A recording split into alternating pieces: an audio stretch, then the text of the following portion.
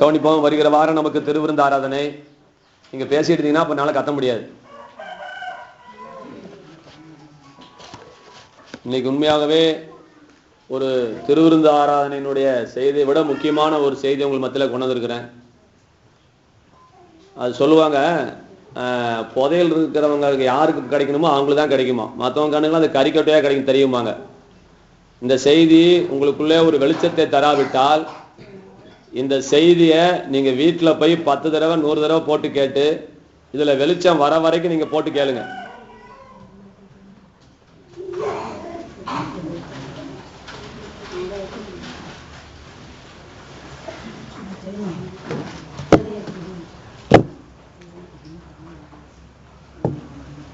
இந்த செய்தியை உங்களுக்கு வெளிச்சம் வர வரைக்கும் நீங்க போட்டு கேட்கணும். மிக முக்கியமான ஒரு செய்தி. ஏற்கனவே நான் சொல்லுனது போலதான் இருக்கும். ஆனா அதுல இருந்து ஒரு படி கொஞ்சம் ஆழமா உள்ளுக்குள்ள போகும். அதை மறந்துடாதீங்க. இது எனக்கு வெளிச்சம் கொடுத்ததுனால நான் அந்த வெளிச்சத்தை உங்கள் மத்தியில வைக்கிறேன். நான் அவை இதை மறக்காம தயவு செய்து கேளுங்க. என்ன விஷயம் ஏதுங்கிறத கவனமாய் கேட்போம். இந்த புது வருஷத்துல நமக்கு பாடல் மூலியமாய் கிடைத்த தீர்க்க தரிசனம் என்னன்னு சொன்னா, பிள்ளை பெறாத மலடியே அப்படின்னு சொல்லி பேசிட்டு பிறகு கடைசியில ஒரு வரி வருது. அதுல தடை செய்யாதே. சொல்லுங்க, நான் வச்சுக்கோங்க. தேவன் என்ன சொன்னாரு அப்படின்னா, தடை செய்யாதே அப்படின்னு சொல்லியிருக்காரு. இப்ப இதுக்கு சம்பந்தப்பட்டு ஒரு 2-3 வசனங்கள் இருக்குது. நான் 2 வேணா சொல்றேன். நான் யோபு 42:2 ஒரு வசனம் இருக்குது. ஒருத்தர் வாசிப்போம். யோபு 42:2. யோபு தேவரீர் சகலத்தையும் செய்ய வல்லவர். தேவரீர் சகலத்தையும் செய்ய வல்லவர். நீர் செய்ய நினைத்தது தடைபடாது என்பதை அறிந்திருக்கிறேன். தடைபடாது என்பதை அறிந்திருக்கிறேன். எல்லாரும் சொல்லுங்க, தேவரீர் நீர் செய்ய நினைத்தது ஒன்றும் தடைபடாது. சரி, கொஞ்சம் கவனமா கேளுங்க. நீங்க தீர்க்கதரிசனம் சொல்லிட்டு இருக்கும்போது யாராவது உங்க சேலையை பிடிச்சி உருவுனா உங்களுக்கு எப்படி தீர்க்கதரிசனம் வரும்? உங்களுக்கு அது போல எனக்கா செய்தி போதா போலியா? ஏன் மிஸ் கால் கொடுத்து தான் கூப்பிடுங்களேன். முக்கியமான செய்தினா கடைசியில் அங்க போய் டொக்கில் நிக்குது.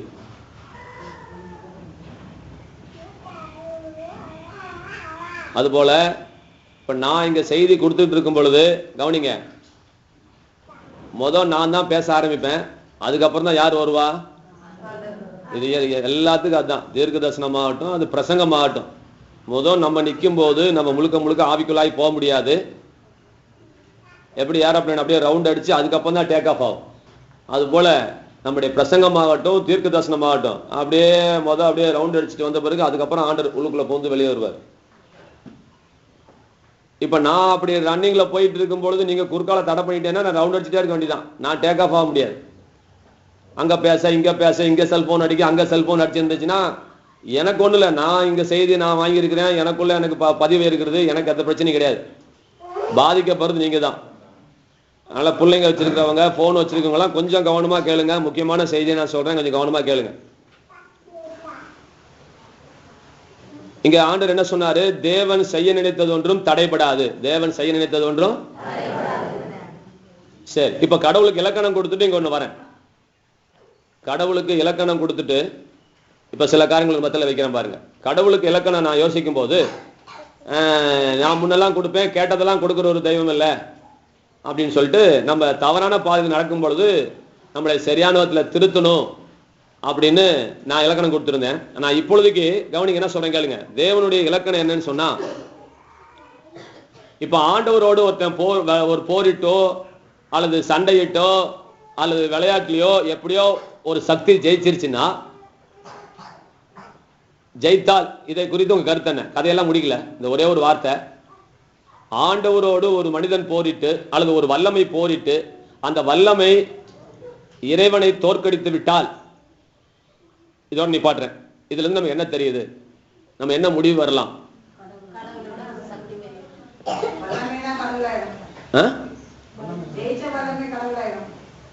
ஜெயிச்ச வல்லம கடவுளாயிடும், தோத்த வல்லம கடவுளாக இருக்க முடியாது.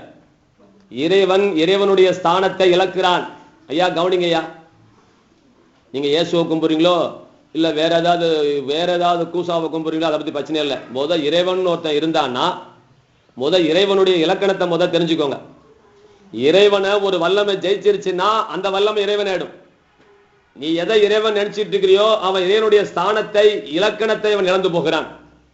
அப்படியானால் இறைவனுக்கு இலக்கணம் என்ன அப்படின்னு சொல்லும் பொழுது அவனை யாராலையும் தோற்கடிக்கப்பட முடியாதவர் தான் இறைவனாக இருக்க முடியும். விளைக்கோங்க. நான் இறைவன்னா நான் போட்ட ஒரு திட்டத்தை உன்னத்தம் குழப்பிட்டான் அப்படின்னா என்னை விட அவன் பெரியவனா போயிடுவான். நான் சொல்றது புரிஞ்சுக்கோங்க. இப்ப நானும் ஸ்ரீனியும் இப்படி வச்சு, தம்பி உன் செல்போனா, உன் செல்போன் இவ்வளவு கத்தும், உன் செல்போன் காதே கிழிஞ்சிடும். இது காது கிளியாம இருக்குது, ஒரு காது தான் கிழியுது. கவனிங்க, நானும் ஸ்ரீனியும் இப்படி கை வச்சு பரீட்சை பார்த்துட்டு இருக்கிறோம். இப்ப என் கைய சீனி அமுக்கிட்டா அப்படின்னா யாரு பெரிய ஆளு? இதை நீங்க மனசுல கொண்டாந்துங்க. நான் கொஞ்சம் கஷ்டப்பட்டு சொல்லிட்டு இருக்கிறேன், புரிஞ்சுக்கோங்க. இப்படி இறைவன் போடுகிற ஒரு திட்டத்தை உன்னொருத்த சாச்சிட்டான் அப்படின்னு சொன்னான்னா இறைவன் தன்னுடைய ஸ்தானத்தை இழந்து விடுகிறான். அப்ப மறுபடியும் இறைவனுக்கு நான் என்ன இலக்கணம் கொடுக்கிறேன்னா, எவரை யாராலையும் தோற்கடிக்க முடியாதோ அவரே இறைவனாக இருக்கிறார். எல்லாரையும் யார் வெற்றி காண்பாங்களோ அவன் தான் இறைவனாக இருப்பான். இப்ப இந்த திட்டத்தை மனசு வச்சுக்கோங்க. இந்த இறைவனுக்கு ஒரு இலக்கணம் சரியா இருக்கா அப்படின்னு மனசுல புரிஞ்சு வச்சுக்கோங்க. அவன் தான் இறைவன், இல்லைன்னா அவனை கும்பிட்டு போறேன். இறைவனை எவன் தோற்கடிச்சானா அவனை கும்பிட்டு போறான், அவன் பெரிய ஆயிட்டான் இல்லையா? ஆகவே இறைவன் மிகப்பெரியவன் என்று இஸ்லாமிய மதத்தை சொல்வதற்கு காரணம் இதுதான். அவன் தான் எல்லா விஷயத்திலையும் பெரிய ஆள். அதுக்கு மேல பெரிய அதான் இலக்கணமே அதுதான். அவனை ஒருத்தன் ஜெயிச்சானா அவன் இறைவன் கிடையாது, அவன் இறைவனாய் போயிடுவான். அப்ப யாராலையும் வெல்லப்பட முடியாதவர், தோற்கடிக்கப்பட முடியாதவர் யாரோ அவரே இறைவனாக இருக்கிறார். சரி, இன்னொரு வசனம் நான் வாயில் மனசுல சொல்றேன். சொல்லப்படும் ஆசீர்வாதங்கள் எல்லாம் உங்கள் மேல் உங்களுக்கு பலிக்கும். சொல்லப்படும் ஆசீர்வாதங்கள் எல்லாம் உங்கள் மேல் உங்களுக்கு அப்ப பலிக்கும்னு சொன்னா it will come upon you and overtake you என்று சொல்லப்பட்டிருக்குது. அது என்ன செய்யாது? அது உங்கள் மேல் உங்களுக்கு பலிக்கும் என்று ஆண்டவர் சொல்லியிருக்கிறார். அப்ப பலிக்கும் என்ன மேற்கொள்ளும் அப்படின்னா என்ன ஏற்கனவே சொல்லியிருக்கிறேன். உலகத்துல எந்த வல்லமையும் ஆண்டவர் உங்களுக்கு தருகிற ஆசீர்வாதத்தை தடை செய்ய முடியாது, மட்டுப்படுத்த முடியாது, குறைக்க முடியாது. ஒரு ஆமென் சொல்லுங்களேன். எந்த வல்லமையுமே ஆண்டவர் ஒரு மனுஷனுக்கு ஆசீர்வதிக்கணும்னு முடிவு பண்ணிட்டார்னா அந்த வல்லமைய அந்த ஆசீர்வாதத்தை தடை செய்வதற்கு இந்த உலகத்தில இல்ல, இந்த பிரபஞ்சத்தில இல்ல, எங்கேயுமே கிடையாது என்று ஆண்டவர் சொல்றார். சொல்லப்படும் ஆசீர்வாதங்கள் எல்லாம் உன்மேல் உனக்கு பலிக்கும் அப்படின்னு ஆண்டவர் சொல்றார். சரி, ரைட். இப்ப இதுல இருந்து சில காரணங்களை சொல்றேன், கேளுங்க. நான் என்ன சொல்ல வரேன்னா, இறைவனுக்கு இலக்கணம் சொல்லிட்டேன். இறைவனுடைய திட்டத்தை யாராலையும் மாற்ற முடியாது. அப்படி மாற்றிட்டா அவன் இறைவன் அல்ல. இப்போ ஒரு காரியம் சொல்றேன். இப்ப இறைவன் நம்மளுக்கு இந்த 2013 நீ வளங்கொண்டு இடங்கொண்டு பெருகுவாய், நான் உன்னை பொருளாதார ரீதியாகவும் எல்லா ரீதியாகவும் திருச்சபையை நான் ஆசீர்வதிக்கிறேன் என்று தேவன் வாக்கு பண்ணியிருக்கிறார். ஒரு ஆமென் சொல்லுங்களேன். இப்ப கர்த்தர் சொல்றது விளங்கிக்கோங்க. இப்ப இறைவன் நமக்கு வைத்திருக்கிற ஆசீர்வாதத்தை உலகத்துல எந்த வல்லமினாலும் தடை செய்ய முடியாது. ஒரு ஆமென் சொல்லுங்க. நீங்க சொல்லுங்க, ஆண்டவர் எனக்காக வைத்திருக்கிற ஆசீர்வாதத்தை உலகத்துல எந்த வல்லமையும் தடை செய்ய முடியாது. எந்த பிசாசாலும் தடை செய்ய முடியாது. எந்த மந்திரவாதியாலும் தடை செய்ய முடியாது. எந்த அரசாங்கத்தாலும் தடை செய்ய முடியாது. எல்லாம் மனசுல பதிவு வச்சுக்கோங்க. ரைட். இப்ப அடுத்த பாயிண்ட்டுக்கு போறேன். இப்ப எந்த வல்லமையினாலும் தடை செய்ய முடியாதுன்னு நான் சொன்னனே. இப்ப இறைவன் என்ன சொல்றான்? தடை செய்யாதேன்னு சொல்றான். இதுக்கு என்ன அர்த்தம் சொல்ல போறீங்க? நல்லா கவனிங்க, புரியாதவங்களும் பேசட்டும். உலகத்துல யாராலையும் தடை செய்ய முடியாதுன்னு சொன்ன தேவன் தடை செய்யாதேன்னு கர்த்தர் சொல்றார். என்னங்க? அப்போ விளங்கிக்கோங்க, ஆண்டவர் உன்னை ஆசீர்வதிக்க அவர் தீர்மானித்து விட்டார். உன் ஆசீர்வாதத்தை எடுப்பதற்கோ குறைப்பதற்கோ இறைவன் உலகத்துல எவனுக்கும் அதிகாரத்தை கொடுக்கல, வல்லமையை தரல. நம்பர் 3, இத உலகத்துல உனக்கு வர வேண்டிய ஆசீர்வாதத்தை தடை செய்யறதுக்கு ஒரே ஒருத்தனுக்கு மட்டும் அதிகாரம் தருகிறார் ஆண்டவர். உனக்கு வர வேண்டிய ஆசீர்வாதத்தை தடை செய்யறதுக்கு ஒரே ஒருத்தனுக்கு மாத்திரம் இந்த உலகத்துல அதிகாரம் தந்திருக்கிறாரு. அவன் யாரு அப்படின்னா கல்யாண சன்ஸ்தா. சொல்லுங்க. நம்ம தான். நீ தடை செய்யாதேன்னு கர்த்தர் சொல்றார். நல்லா விளங்கிக்கோங்க. அப்ப இந்த ஆண்டிலே தேவன் நமக்கு வைத்திருக்கிற ஆசீர்வாதங்கள் ஒருவேளை உங்களுக்கு வராமல் போயிடுச்சுன்னா அதுக்கு காரணம் பக்கத்து வீட்டுக்காரனோ ஏத்து வீட்டுக்காரனோ அல்லது பிசாசோ அல்லது எவனா ஏத்தோடு கண்ணு போட்டுட்டான் பில்லு சுனி வச்சுட்டான்னு சொல்லிட்டு உட்கார்ந்துட்டு இருக்க கூடாது. உங்களுக்கு வர வேண்டிய ஆசீர்வாதத்தை தடை செய்வதற்கு உங்கள் ஒருவருக்கு மட்டும்தான் வல்லமை இல்ல, அதிகாரம் கொடுக்கப்பட்டிருக்கிறது. இதை நீங்க மனசுல ரெக்கார்ட் பண்ணி வச்சுக்கோங்க. முதல் காரியம். இப்ப ரெண்டாவது காரியம், ஒரு காரியம் பாரு என்ன அப்படின்னா, ரெண்டாவது பாயிண்ட் ரெண்டுனே போட்டு வச்சுக்கோங்க. ரெண்டாவது பாயிண்ட் கர்த்தர் என்ன சொன்னது ரொம்ப ரொம்ப முக்கியம்னு சொன்னேன். திருவிருந்துக்குரிய பாயிண்ட்னு சொன்னேன். இதை திருவிருந்தல் கூட நான் திரும்பி சொல்லணும்னு ஆசைப்படுறேன். மிக முக்கியமான ஒரு பாயிண்ட். என்ன பாயிண்ட்னா, எங்கிட்ட கர்த்தர் ஒரு 4-5 வியாக்கியானத்தை கேட்டார் லைனா. ஒரு வெள்ளிக்கிழமை வியாழக்கிழமை காலையில நான் எழுந்துச்சு 4:15 மணிக்கு ஜபிக்கலான்னு சொல்லிட்டு எந்திரிக்கும் போது எந்திரிச்சுன்னு ஒரு 4 தும்மல் வந்துச்சு. தும்மல் வந்தோடனே என் மூளை சொல்லுது, ஆமா பயங்கரமா பனி பெய்யுது, பனி பெய்யறதுனால அது பனிக்காலமா இருக்கிறதுனால நமக்கு தும்மல் வருதுன்னு. அபிஷேக்கு வரும்போது ஒரு கயிறு கட்டி கொண்டீங்கன்னா அந்த தூண்ல கட்டி விட்டுலாம், தப்பே இல்லை. அவனால முழு சபையுமே செய்தி கேட்காம போகுது.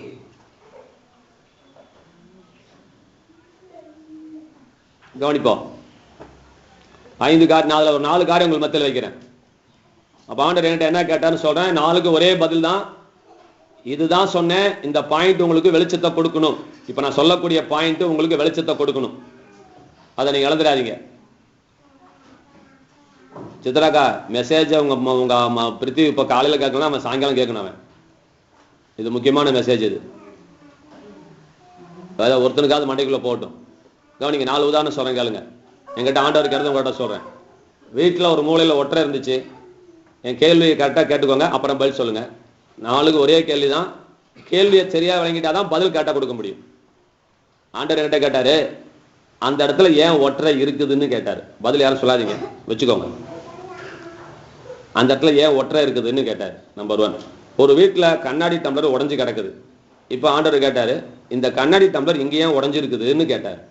நம்பர் 2, நீ நடந்து போற பாதையில முள் இருக்குது, இந்த இடத்துல ஏன் முள் இருக்குதுன்னு கேட்டாரு. 4, தோட்டத்துல மாடு மெஞ்சு தோட்டத்தை நாசம் பண்ணிட்டு இருக்குது. ஆண்டவர் கேட்கிறாரு, ஏன் தோட்டம் இப்ப ஏன் இந்த இடத்துல மாடு இருக்குதுன்னு கேட்டாரு. உன் மூஞ்சில கறி இருக்குது. இப்ப ஆண்டவர் கேட்கிறாரு, உன் மூஞ்சில ஏன் கறி இருக்குதுன்னு கேட்டாரு. நல்ல கேட்டு எல்லாம் ஒண்ணுதான். இதுக்கு நிறைய போட்டுக்கலாம், புள்ளி புள்ளி புள்ளி புள்ளி. இப்ப கேள்வி விளங்குதான் பாருங்க. இந்த கேள்விக்கு உங்களுக்கு பதில் தெரிஞ்சிருச்சுன்னா இந்த 2013ல நீங்க நிச்சயமா ஜெயிக்கிறீங்க. நிச்சயமா ஜெயிப்பீங்க. இந்த கேள்விக்கு பதில் தெரிஞ்சு கவனிங்க. கொலக்குடி லட்சுமிக்கெல்லாம் பரிச்சையும் வேணாம், போட்டியும் வேணாம், ஒண்ணு வேணாம். அது கைத்தடிச்சுன்னா கர்த்தர் கிருபை கொடுத்துருவாரு. ஆனா நமக்கு மண்டையில மூளை இருக்கிறதுனால நம்மள அப்படி கர்த்தர் விட மாட்டார். அதனால கொலக்குடி லட்சுமி எல்லாம் லிஸ்ட்லயே சேர்க்க கூடாது. அதெல்லாம் கைத்தட்டி அல்லேலூயா சொல்லிச்சுனாவே கர்த்தர் இறங்கிடுவாரு, வேலை முடிஞ்சு போச்சு. இங்க நமக்கெல்லாம் அந்த கூத்து நடக்காது. நம்ம கதையை முதல் கவனிப்போம். நம்ம கதை என்ன அப்படின்னு சொன்னா நல்லா விளங்கிக்கோங்க. ஏன் இருக்குது. இப்ப என்ன பதில்னா, ஏன் வந்துச்சுன்னு கர்த்தர் கேட்கல, எதனால வந்துச்சுன்னு கேட்கல, ஏன் இருக்குதுன்னு கேள்வி கேட்டார். ஏன் இருக்குது, குப்பை ஏன் அங்க இருக்குது, முள்ளு ஏன் அங்க இருக்குது, கண்ணாடி ஏன் அங்க உடைஞ்சிருக்குது, உன் மூஞ்சில ஏன் கறி இருக்குது, உன் தோட்டத்துல ஏன் மாடு மேய்ஞ்சிட்டு இருக்கு. அண்ணாத்தோட பதில் சொல்லியா? தப்பா சொன்னா மானம் கெட்டு சொல்லாம இருக்கிறியா? பேசியா? பேசு. தெரியலன்னு சொல்லு. அது அதை விட பெருந்தன்மை. 5 உதாரணம் கொடுத்து 6 உதாரணம் கொடுத்தும் பதில் சொல்லாம இருக்காத. உனக்கு கேவலம் வரணும்னா 3ஆம் கிளாஸ் பையன் யாராவது தான் கேட்கறேன், யாராவது அவன் சொல்லிவிடுவான். நீ பேசு, வாய் தர. தெரியல பார்க்காம இருக்கிறதுனால அது இருக்குது. தைரியமா பேசினதையே பேச முடியும். ஏன் வந்துச்சுன்னு நான் காரணம் கேட்கல. வந்ததுக்கு 2500 காரணம் இருக்கலாம். அது தெய்வத்துக்கு ஒரு பொறுப்பே அல்ல. வந்ததுக்கு 2500 காரணம் இருக்கலாம் சார், அது கர்த்தருக்கு ஒரு மேட்டர் அல்ல. அது ஒண்ணு அனா வச்சுக்கோங்க. இப்பவும் சொல்றேன், இறைவன் தோற்கடிக்கப்பட முடியாதவர். அவரே மகாபெரிய தெய்வன், அவரே மகாபெரிய வல்லமையுடையவர், அவனே இறைவன். அவன் இயேசுவா அல்லாஹ்வாங்கிறது நீங்க அப்புறம் டிசைட் பண்ணிக்கோங்க. அது முருகனா இயேசுவாங்கிறது அப்புறம் உங்களுடைய விருப்பம். ஆனா இறைவனை நீங்கள் முதலாவது புரிஞ்சு வச்சுக்கொள்ளுங்க. இறைவன் ஒருத்தராலும் தோற்கடிக்கப்பட முடியாது. அவர் எல்லாவற்றிலும் மகாபெரியவரா இருக்கிறார். பெரிய வல்லமையை படைத்தவர் அவர்தான். இப்ப 2500 காரணம் இருந்தாலும் கடவுளுக்கு அது ஒரு மேட்டரே கிடையாது. இப்ப அவருடைய பிரச்சனை என்னன்னா, புரியுதுங்களா, ஏன் அந்த இடத்துல ஒற்றை இருக்குது, ஏன் கண்ணாடி உடைஞ்சு கிடக்குது அப்படின்னு சொன்னார். அப்ப அது என்ன பதில் அப்படின்னா, நம்ம அதை எடுத்து போடாததுனால அது அப்படி இருக்குதுன்னு சொன்னேன். நல்ல வழிங்க. நான் ஒற்றை பூச்சியோட தன்மை ஒற்றை போது பிடிக்கத்தான் செய்யும். சின்ன பிள்ளைங்க கண்ணாடி உடைக்கத்தான் செய்வாங்க. நாய் நாடு வீட்டுல ஆயிருக்கத்தான் செய்யும். மூஞ்சில தெரியாம கறி அப்பத்தான் செய்யும். கறி எப்படியோ வந்துச்சு, எங்க வந்துச்சு நமக்கு தெரியல, மூஞ்சில கறி வந்துச்சு, நம்ம தெரிஞ்சா போய் மூஞ்சி போய் தேய்க்கிறோம், எங்கேயோ கறி அப்பிக்குச்சு, கையில கூட தான் சில நேரத்தில் கறி அப்பிக்குது சமைக்கும் பொழுது, எப்படியோ கறி நம்ம வேணும்னு அப்பலாம் ஆனா அப்பிக்குது. ஏன் கையில கறி இருக்குன்னா நான் இன்னும் தொடக்காதனால அங்க இருக்குது. ஏன் உன் தோட்டத்துல மாடு மேய்ஞ்சிட்டு இருக்குன்னா நீ துரத்தாதனால மாடு மேய்ஞ்சிட்டு இருக்கு.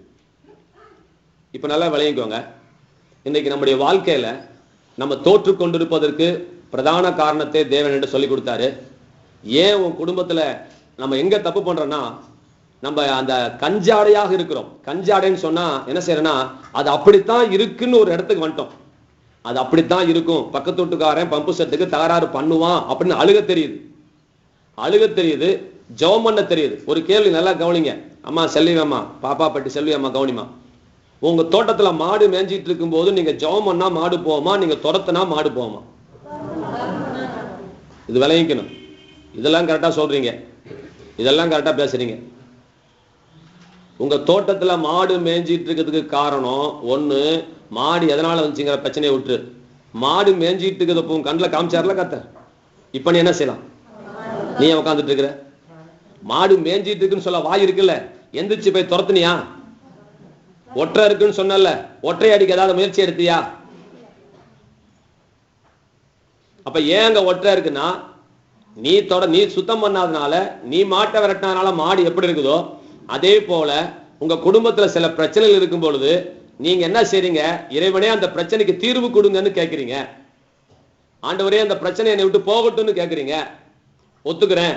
ஆனா அந்த பிரச்சனையிலிருந்து உங்களால நீங்களே உங்களை விடுதலையாக்கி உங்களால வர முடியுங்கிற ஸ்தானத்தை நீங்க மறந்துடுறீங்க. அந்த பிரச்சனைக்கு காரண கர்த்தர் கடவுள் அல்ல, சாத்தான் என்பதை நீங்கள் அறிந்து வைத்திருக்க வேண்டும். இறைவன் 1 கோடி ரூபாய் கொடுத்தாலும் என்ன செஞ்சாலும் அவர் தம்முடைய பிள்ளைகளுக்கு தீங்கு நினைக்கவே மாட்டார். உங்களுக்கு வருகிற அத்தனை தீமைகளுக்கும் காரணக்கர்த்தன் யாருன்னா பிசாசு மட்டும்தான் காரணக்கர்த்தன். பிசாசு திருடவும் கொல்லவும் அழிக்கவும் வருகிறான் நன்றி வேற ஒன்றுக்கும் வரான். அப்ப உங்க வாழ்க்கையில வருகிற எல்லா பிரச்சனைகளுக்கும் காரணம் அவனா இருக்கும் பொழுது பிசாசு என்ன சொல்றான்? அவங்க கிட்ட அவன் செஞ்சு கொடுத்ததும் கொடுத்துட்டு அவர் குடிக்கிறாரு, சண்டை போடுறாருங்க.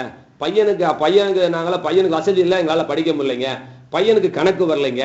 நல்ல கவனிங்க. உங்களுக்கு கணக்கு வராம போறதுக்கும் உங்களுக்கு ஆங்கிலம் வராம போறதுக்கும் நீங்க என்னதான் 1500 காரணம் சொன்னாலும், நீங்க குழந்தை இல்லாம இருக்கிறதுக்கும், நீங்க சுகம் இல்லாம இருக்கிறதுக்கும், நீங்க விடுதலை இல்லாம இருக்கிறதுக்கும், நீங்க நல்ல வீடு கிடைக்காம இருக்கிறதுக்கும் 1500 காரணம் சொல்றீங்க. எனக்கு வருமானம் பத்தல, எனக்கு அது பத்தல, இது பத்தலன்னு. இதெல்லாம் தப்பு. உங்க மனக்கண்ணில் வெளிச்சம் அடிக்கட்டும். இன்னைக்கு கர்த்தர் சொல்கிறாரு, அந்த பாடத்தை கத்துக்கோ. இதெல்லாம் காரணமே கிடையாது. அந்த பிசாச நீ துரத்தாதனாலதான் அந்த பிசாசு அங்க இருக்கிறான். உங்க குடும்பத்திலே எந்த பிரச்சனை இருந்தாலும் அதை நீங்கள் ஏற்றுக்கொள்ள கூடாது. புரியுதா? புரியலீங்களா? எந்த தோல்வியையும் நீங்கள் ஏற்றுக்கொள்ள கூடாது.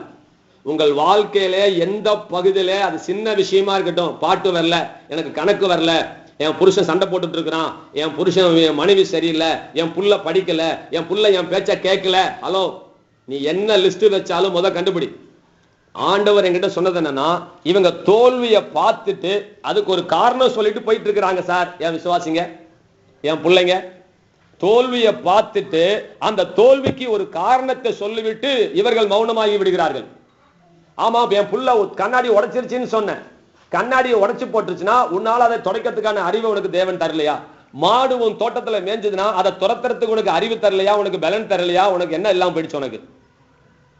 அப்ப ஏதாவது ஒரு காரணத்தை சொல்லி, என் பிள்ளைக்கு என் புருஷனுக்கு 4000 தான் சம்பளம், என் புருஷனுக்கு 2000 தான் சம்பளம், நான் எப்படி செல்போன் வாங்க முடியும், நான் எப்படி நல்ல வீடு போக முடியும், நான் எப்படி நிலம் வாங்க முடியும், நான் எப்படி வீடு கட்ட முடியும்? லவ் பண்ணிட்டு இருக்கிற உங்க காதல விட்டுட்டு இன்னொருத்தண்டு போயிட்டு இருக்கிறான். அப்ப ஆமா, என்னை விட அழகான ஒரு பொம்பளை கிடைச்சிட்டா போயிட்டு இருக்கிறான். இதெல்லாம் 1500 காரணங்கள் சரிதான். ஆனால் இதையும் தாண்டி ஸ்பிரிச்சுவலா நீங்க பார்க்கும் பொழுது இதெல்லாம் செய்ய வச்சு, உன்னை அழுக வச்சு, உன்னை குனிய வச்சு, உன்னை வெக்கப்படுத்தி, உன்னை துன்பப்படுத்தி இதெல்லாம் வேடிக்கை பார்க்கிறவன் யாருன்னா சாத்தான்.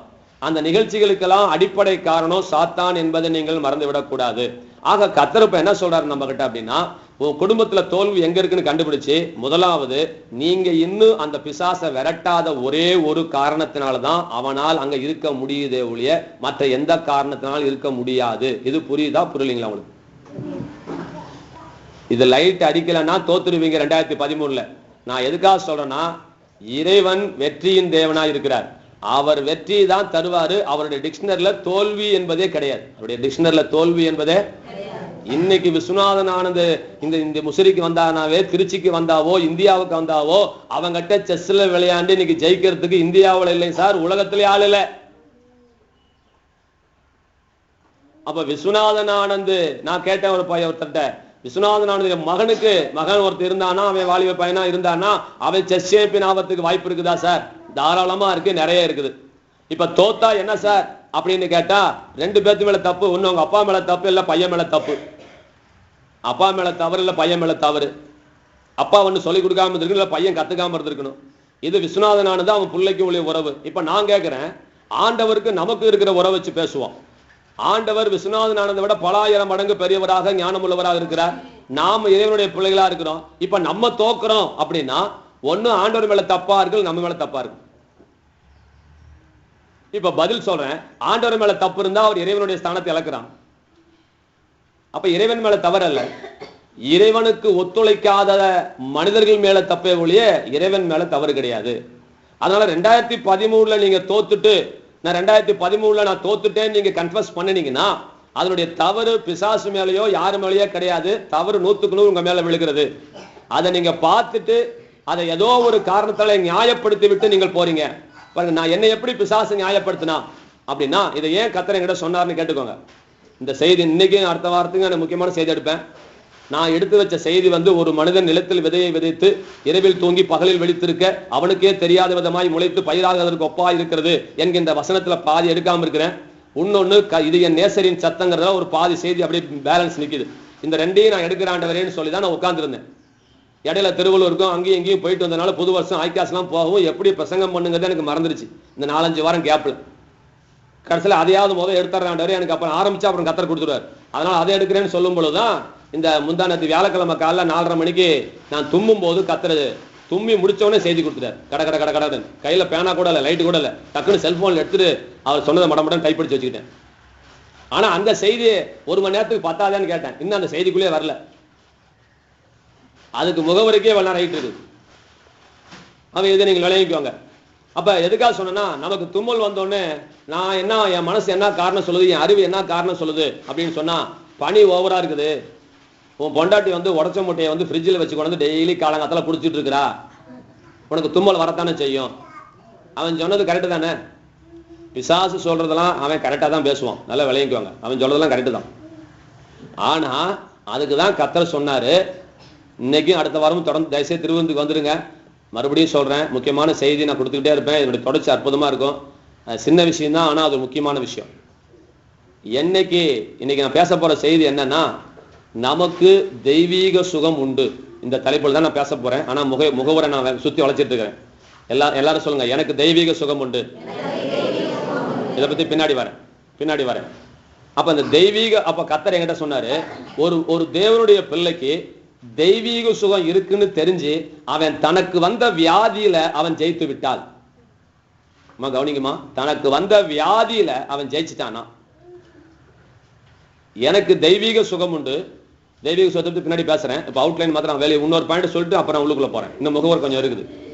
தெய்வீக சுகம் இருக்குதுன்னு சொல்லி ஒருத்தன் தெய்வீக சுகத்தை உரிமை பாராட்டி அவன் ஜெயிச்சு அவன் சுகத்தை எடுத்துட்டானா, இப்ப அடுத்தது என்னன்னு நான் சொல்றேன், விளங்கிக்கோங்க. அடுத்தது என்னங்க அப்படின்னா, அவன் 100க்கு 100 பிசாசை ஜெயிச்சதுக்கு சமம். நல்லா கவனிங்க. அவன் ஜெயிச்சது வியாதியை தான், அவன் ஜெயிச்சது தும்மலை தான், அவன் ஜெயிச்சது சின்ன பிரச்சனையை தான்.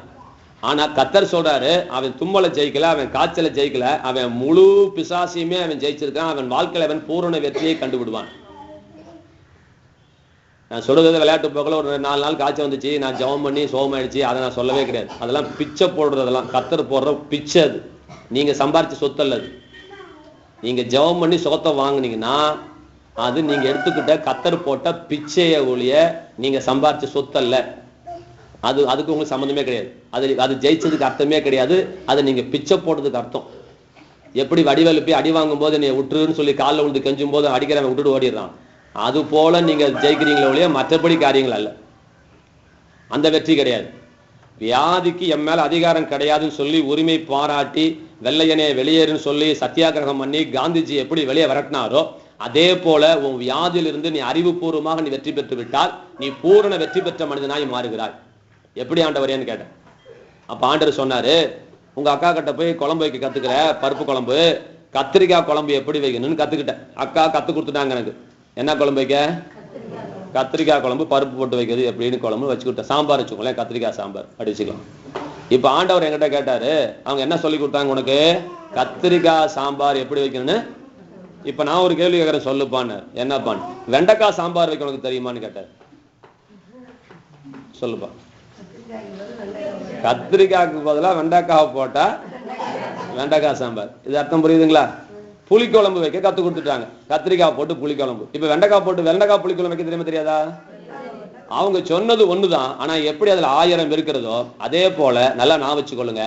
எவன் ஒருவன் வியாதியை ஜெயிக்கிறானோ அவன் ஒருவன் வறுமையும் ஜெயிச்சிருவான், அவன் ஒருவன் வாழ்க்கையும் ஜெயிச்சிருவான்.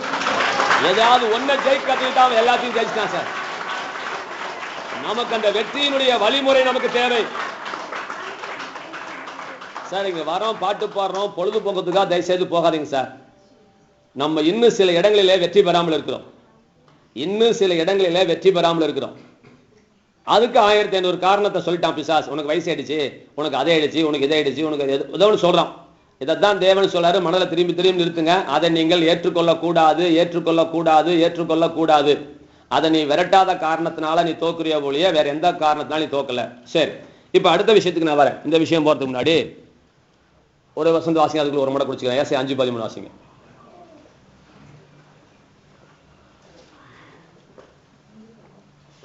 என் ஜனங்கள் அறிவில்லாமையினால் சிறைப்பட்டு போகிறார்கள், அவர்களில் கனமுள்ளவர்கள். போதும்.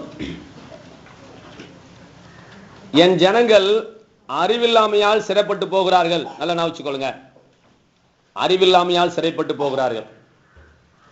இப்ப ஆண்டவருடைய ஜனங்கள் தோக்கிறதுக்கு என்ன காரணம் அப்படின்னா, ஆண்டவர் சொல்ற காரணம் என்ன? இது மாத்திரம் விளங்கிக்கோங்க. ஆண்டவர் சொல்ற காரணம், என் ஜனங்களுக்கு அறிவில்லாதனால தோக்குறாங்க. நல்லா விளங்கிக்கோங்க. உங்களுக்கு 2-3 உதாரணம் சொல்லி விளங்க வைக்கிறேன்.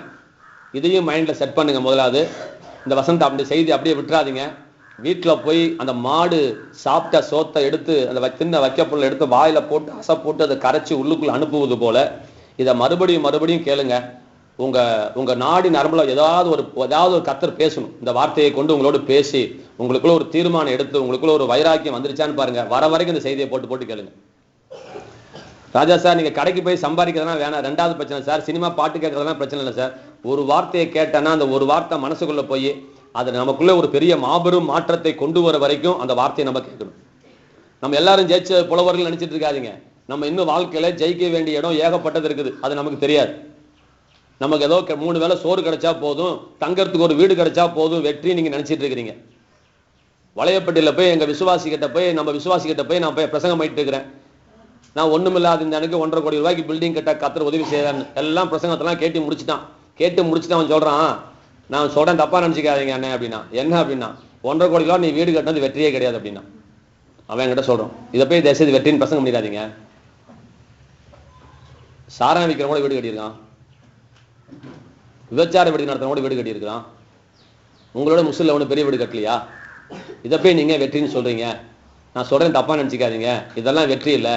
உங்க நாலேஜுக்கு உங்களுடைய மெசேஜுக்கு நீங்க இதை விட 100 மடங்கு வந்திருந்தா கூட அது வெற்றி கிடையாது அப்படின்னு அவன் என்கிட்ட சொல்றான். நான் உங்களுக்காக இந்த விஷயத்த நான் சொல்றேன். ஏதோ நீங்க வீடு கட்டிட்டீங்க, ஏதோ பிள்ளை கல்யாணம் பண்ணி வச்சாச்சு, 2 பிள்ளைங்க சம்பாதிக்கிறாங்க, இதெல்லாம் சார் வெற்றி.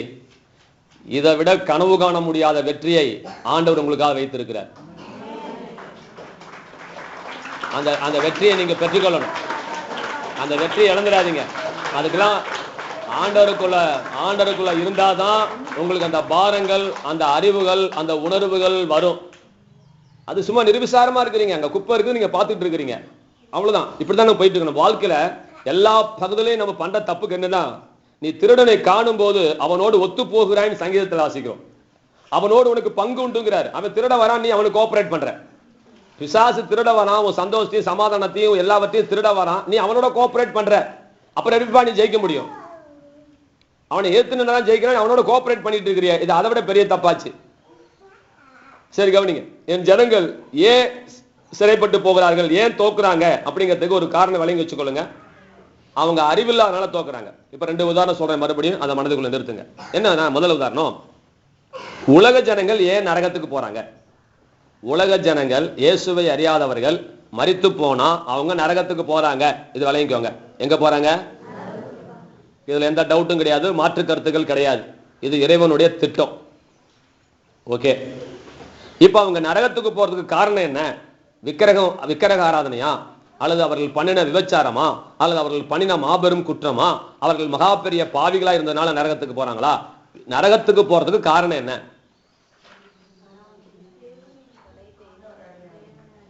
படைத்த இறைவனை அறியாததுனாலும், ரைட்டுங்களா, இவங்க பிரச்சனைக்கெல்லாம் ஒரு தீர்வு இருக்குன்னு அறியாததுனாலையும் இவங்க பிரச்சனைக்குள்ளாகவும் நரகத்துக்குள்ளாகவும் கிடக்கிறார்கள் ஒழிய இவன் நரகத்துக்கு போக வேண்டும் என்பது தேவனுடைய திட்டமும் அல்ல.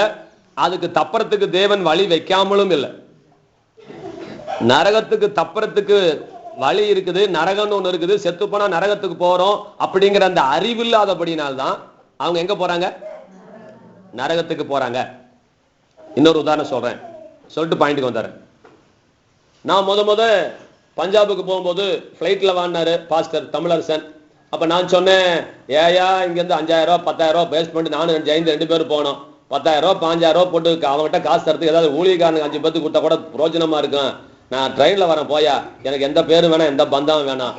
நான் ஏர்போர்ட்ல பிளைட்ல ஏர்போர்ட்ல வந்து உங்களுக்கு மாலை போட்டு வரவேற்கிறேன், நீ எனக்கு மாலையும் போட வேணாம் கூலியும் போட வேணாம்னு சொல்லி கடைசியில் அவரு சரி ஒன்னே ஒன்று செய்ப்பா, நீ டெல்லி வரைக்கும் ட்ரெயின் வந்து நீ டெல்லியில இருந்து பஞ்சாபுக்கு என்ன செய்யற அப்படின்னா சதாப்தி ட்ரெயின் ஒரு ஏசி ட்ரெயின் இருக்கு, நீ அதுலயாவது வந்து இறங்கினா அதுலயாவது உன்னை கூப்பிட்டுக்கிறேன். இவருடைய பிரச்சனை தாங்க முடியலன்னு சொல்லிட்டு திருச்சியில போய் சென்ட்ரல்ல போயிட்டு சதாப்தி ட்ரெயினுக்கு புக் பண்ணேன். ஏசி ட்ரெயின் 450 ரூபாய் டிக்கெட்.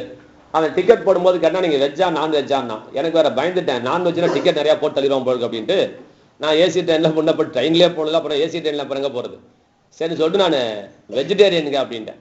மறந்துட்டேன். 3 மாசம் கழிச்சு டிக்கெட் எல்லாம் போயிட்டு என் ஊழியத்தெல்லாம் முடிச்சு டெல்லியில ஊழியத்தை முடிச்சு நான் பஞ்சாபுக்கு போறேன். அப்ப பஞ்சாபுக்கு போகும்போது சதாப்தி ட்ரெயின்ல ஏறி உட்காந்துட்டேன். நல்ல பசி, அந்த 1 மணி ஆச்சு ட்ரெயின்ல உட்காந்துனே பசி. நல்லா கவனிக்கணும், நானும் ஜெயந்தி பக்கத்துல உட்காந்துருக்கிறோம். பக்கத்துல சோத்து மூட்டை நாங்க சுட்டுட்டு அந்த சப்பாத்தி குப்பாத்தி இருக்குன்னு வச்சுக்கோங்க ஒரு வார்த்தைக்கு. அவன் ட்ரெயின் ஏறி உட்காந்தோடனே அவன் கொண்டாந்து நியூஸ் பேப்பர் கொண்டாந்து கையில கொடுத்தான். நான் ஜென்ட்லா வேண்டாம் அப்படின்னு எல்லாத்துக்கும் கொடுத்தான். நான் வேண்டான்னு தண்ணி பாட்டில் கொண்டாந்து கொடுத்தான். நோ சார் அப்படி, நோ தேங்க்ஸ் அப்படின்ட்டேன். அது வேணாச்சு. அப்புறமே ஜூஸ் சூப்பான கொடுத்தான், அதையும் வேணாட்டேன், எனக்கு வயிறு பசி. அப்புறமே 10 காமணி கழிச்சு என்ன வருது, சாப்பாடும் வருது. மத்தியானம் சோத்து வேலைக்கு சோறு வருது. நான் உட்காந்து சாப்பாட்டை பிரிக்கலாமான்னு இருக்கிறேன். நல்லா யோசிச்சு பாருங்களேன், நான் சோத்து மூட்டையை பிரிச்சு புளி சோறு தின்றுந்தேன்னா அங்க இருக்கிறேன் காரி எல்லாரையும் மூஞ்சி துப்புல வடிவேல் மாதிரி உடம்பெல்லாம் எச்சியா போயிருக்கும். கரெக்டா ஒரு போன் வந்துச்சு, பாச ட்ரெயின் ஏறிட்டீங்களான்னாரு. ஏறிட்டானே. சாப்பிட்டீங்களான்னாரு. இன்னும் சாப்பிடல, இனிமேதான் கொண்டதை பிரிச்சு சாப்பிடணும். அது கொண்டதை பிரிச்சு சாப்பிடுறியான்னாரு. ஏ ட்ரெயின்ல நேரம் கொடுத்துருப்பாங்க, மணி 1:45 நேரம் கொடுத்துருப்பாங்க அதுலன்னாரு. ஆமாயா அப்படின்னு. யோ அதுக்குன்னு சேர்த்தாயா பீஸ் போட்டுக்கா, மானத்தை வாங்காதியா, வாங்கி சாப்பிடியா அப்படின்னாரு. எனக்கா வெக்கமா போச்சு. அவனை கூப்பிட்டு சார் என்னென்ன வச்சுங்க எல்லாம் வைங்க. நியூஸ் பேப்பர் கூட எடுத்துட்டு வந்தேன், எனக்கு வச்சுட்டு போக மனசு வரல. அதையும் 4ஆம் படிச்சு தூங்கறதுக்காக ட்ரெயின்ல ஆகுமேன்னு சொல்லிட்டு அதையும் பேக்குக்குள்ள திணிச்சு எனக்கு என்ன வைக்க, எனக்கு தானே கொடுத்த நீ. தண்ணி பாட்டு குழுக்குள்ள போட்டுட்டேன் 2 அப்புறமே டிஃபன் வாங்கி சாப்பிட்டாங்க. கொடுத்த தீனிலாம் சாப்பிட்டேன். நான் மறுபடியும் வாங்கி சாப்பிட்டேன். சாப்பிட்ற வரைக்கும் சாப்பிட்டு முடிச்சு பேக்ல போட்டுட்டேன். நல்லா கவனிங்க, இப்படி நிறைய உதாரணங்கள் இருக்குது. என் வாழ்க்கையில பட்ட உதாரணம். இன்னும் கூட ஒரு சின்ன உதாரணம் சொல்ல விளங்கிக்குவாங்க. இதெல்லாம் மனதில் நீங்கள் பதிய வைத்துக் கொண்டாதான் அப்ப விஷயத்துக்கு போக முடியும். நீங்க எங்க தோக்குறீங்கிறதுக்கு தான் இவ்வளவு கற்ப வேதனைப்பட்டு இருக்கிறேன், பிரசவ வேதனைப்பட்டு இருக்கிறேன். இது நீங்க விளங்கிக்கிட்டா அங்க அதை விளங்கிக்கலாம். நீங்க முசிறி பஸ் ஸ்டாண்ட்ல நிக்கிறீங்க, குளித்தலைக்கு போகணும். அல்லது சீனி நிக்கிறான் குளித்த முசிறி பஸ் ஸ்டாண்ட்ல தும்பலத்துக்கு போகணும். மணி பஸ்ஸை எவனோ திருடிட்டான். கையில பைபிள் மாத்திரம் இருக்குது. பைபிள்ல ஒரு 20 ரூபா இருக்கிறது சீனிக்கு தெரியல. இப்ப என்ன செய்யலாம், நான் பாஸ்டர் வீட்டுல இல்ல, போன் பண்ணி பாக்குறாரு வெளியூர் போயாச்சு, எல்லாம் போயிட்டாங்க, டேவிட்டும் இல்ல. இப்பதான் போயிட்டான் வண்டி ஏறி. யாரு? அண்ணா தர போயிட்டான். தெரிஞ்சவன் யாராவது பஸ்ல கார் நிக்கிறானா 10 ரூபா கடன் வாங்கலாமான்னு பார்த்தா எவனும் தெரிஞ்சவன் இல்லை. இப்ப என்ன செய்யலாம்? சரி புடி நடந்தாவது போலாம், ஏன்னா வண்டி வந்தா ஓஸ் நடந்து போறா. அப்படி வெந்து நொந்து நூலாகி வெயில்ல நூடுல்ஸ் ஆகி வீட்டுக்குள்ள போன பிறகு அவங்க அம்மா ஏன்டா நடந்து வரேன்னு கேட்டா பர்ச அவனை தூக்கிட்டாமா அப்படிங்கிறாங்க. அந்த அம்மா பைபிளை தூக்கி போட்டோன்னே பைபிள் 20 ரூபா நோட்டு இப்படி நீட்டிட்டு இருக்கு. இப்படி அம்மா கேட்குது, ஏன்னா இங்க பைபிள் 20 ரூபா இருக்குது, ஏன்டா நடந்து வந்தேன்னு கேட்கறாங்க. இப்ப சீனிக்கு எப்படி இருக்கும்? இப்ப இவ்வளவு தூரம் நீ நடந்து வந்ததுக்கு காரணம் என்ன? பணம் இல்லாததால நீ நடந்து வரல, பணம் இல்லாததுனால நீ கஷ்டப்படல, பணம் இருக்கிறது தெரியாததுனால நீங்க கஷ்டப்படுறீங்க. இப்ப நான் சொல்றேன் விளைவிக்கோங்க. நீங்க வீடு கட்டாததுக்கு காரணம் பணம் இல்லாதனாலயோ ஞானம் இல்லாததுனாலயோ கிடையாது.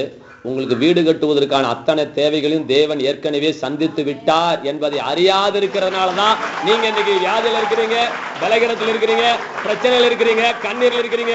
உங்களுக்கு தேவன் ஏற்கனவே விடுதலையை கூறிவிட்டார். உங்களுக்கு நீங்கள் ஏற்கனவே விடுதலையாக்கப்பட்டு விட்டீர்கள். நீங்கள் ஏற்கனவே ஜெயமெடுத்து விட்டீர்கள். என்ன தெய்வம் நம்ம சிரிக்கிறாங்க? என்ன விஷயம்?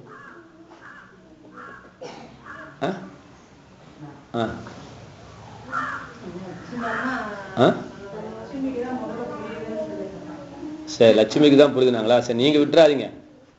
லட்சுமிக்கு புரியும். ஏற்கனவே லட்சுமி பத்தி பேசிட்டு அவங்களாம் விதிவிலக்கான கேசுகள். அவங்களாம் லைனுக்குள்ள கொண்டுடக்கூடாது. கவனிங்க. சில பேர் ஸ்பிரிச்சுவலே ஹேண்டிகேப்டா இருப்பாங்க. கவனிப்போம். அவங்கெல்லாம் பரலோகத்துக்கு முன்னாடி போயிடுவாங்கம்மா. நம்ம போறதுதான் பிரச்சனை. இப்ப லட்சுமி சபைக்கு வந்தாலும் ஒண்ணும் இல்லை, சபைக்கு வராட்டினாலும் ஒண்ணும் இல்லை. கர்த்தருடைய பார்வையில நான் சொல்றேன்.